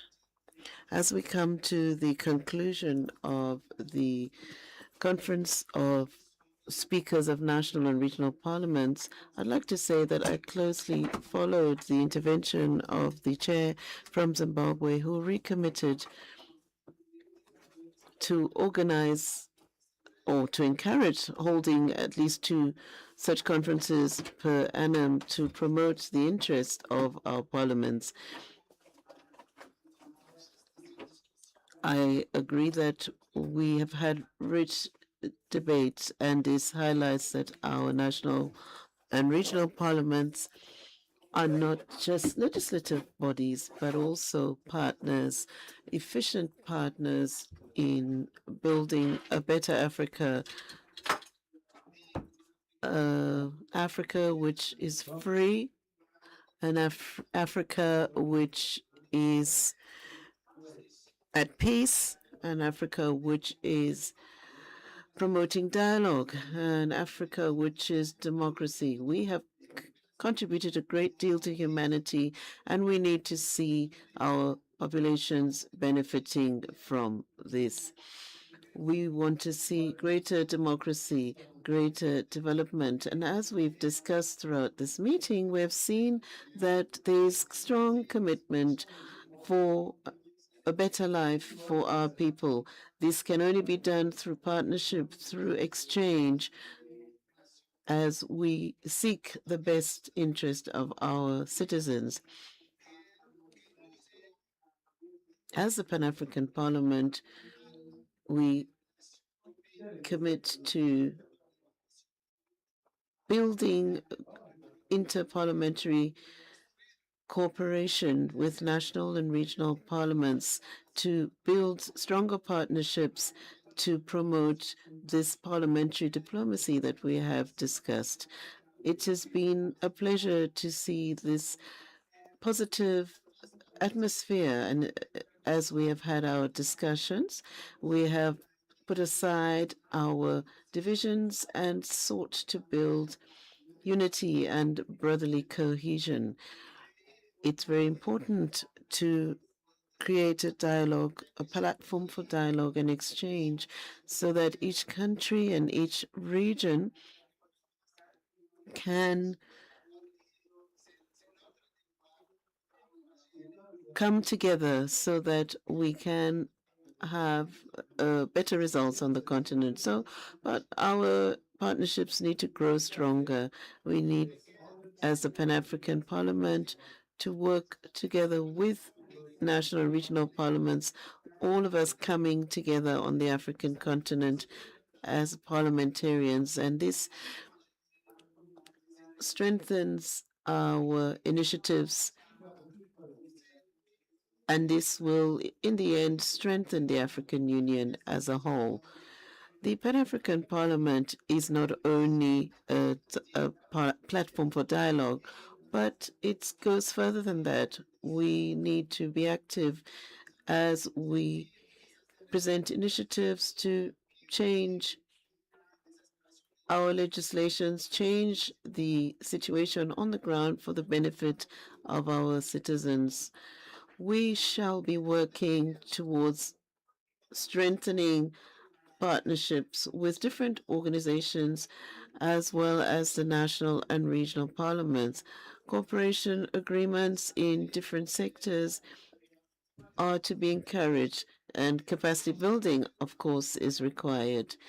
I would like to say that we have come to a new dawn as far as interparliamentary cooperation between the Pan-African Parliament, the regional and national parliaments, and the recommendations that have been made, we will commit to implement them in the furtherance of the aspirations. We want to move from just taking decisions, changing legislation, but rather having concrete results, impacts that are measurable on the ground. We want to see the Pan-African Parliament having greater awareness on the continent and to build confidence amongst our people. But this can only happen if we have concrete results on the ground for the betterment of the lives of our people, to see democracy grow on our continent. So, dear colleagues, thank you very much for your participation. I thank you most sincerely, regional and national parliaments who have participated, all the delegations who are here. Thank you for your presence. If you've seen anything that you didn't appreciate, or you saw that there were some gaps in the organization of this meeting, we would ask your indulgence. We will do better next time. I would like to thank the staff of the Pan-African Parliament and all the experts and service providers who have contributed towards the success of this meeting, and this includes the media. I trust that the next conference of speakers of national and regional parliaments will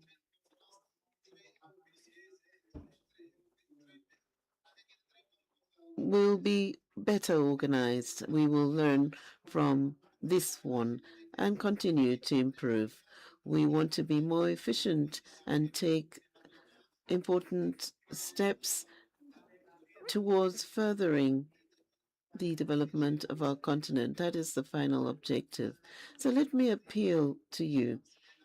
As an African, I call upon you, my African colleagues, to promote African exchange and cooperation.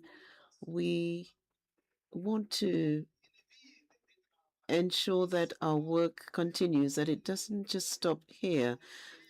The momentum must continue as we build partnerships, as we strengthen our relationships.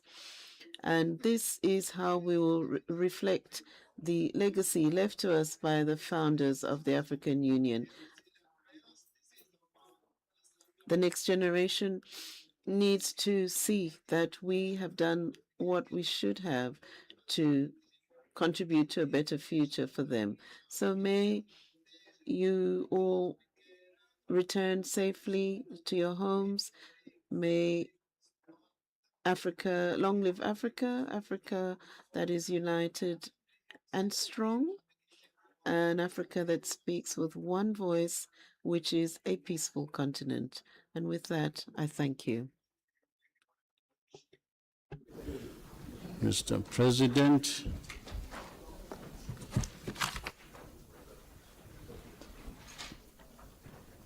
thank you. Another round of applause, please, for the President. Thank you. Distinguished delegates, may I now call upon the Clerk of Parliament to make some announcements.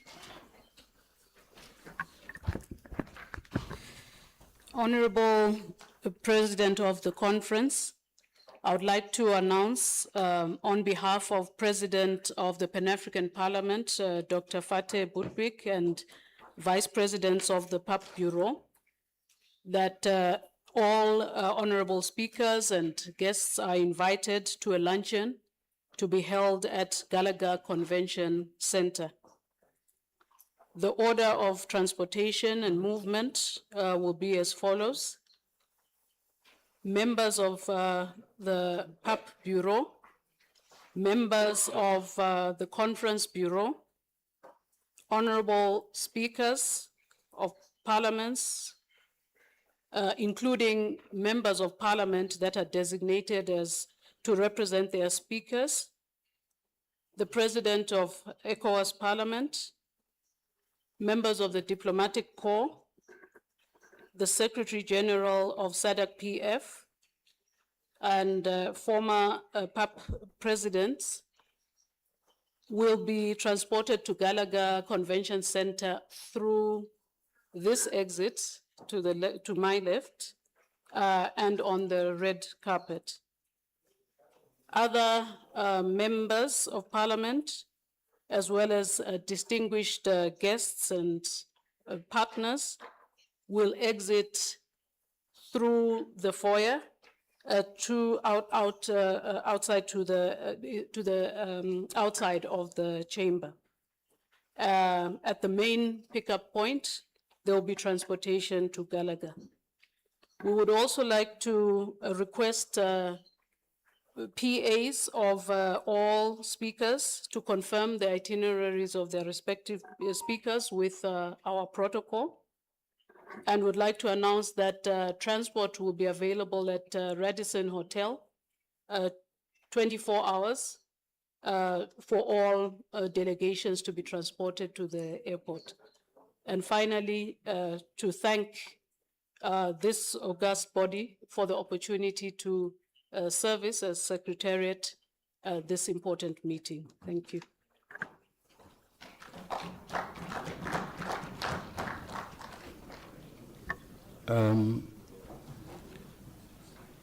Your Excellency, the President of PAP, this brings to the close our conference meeting. Honorable members members, can you take your seats? Yes, thank you. And the session closes with the African Union anthem, for which we shall all stand and respect. Thank you.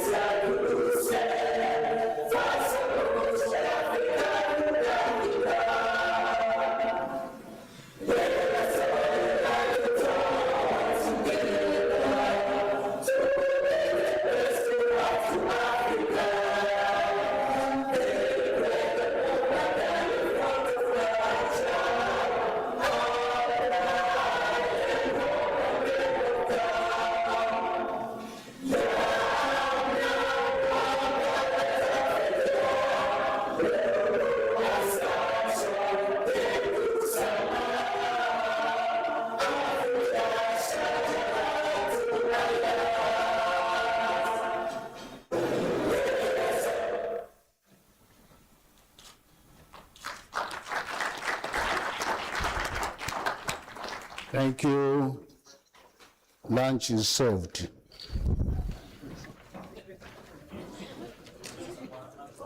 Thank you.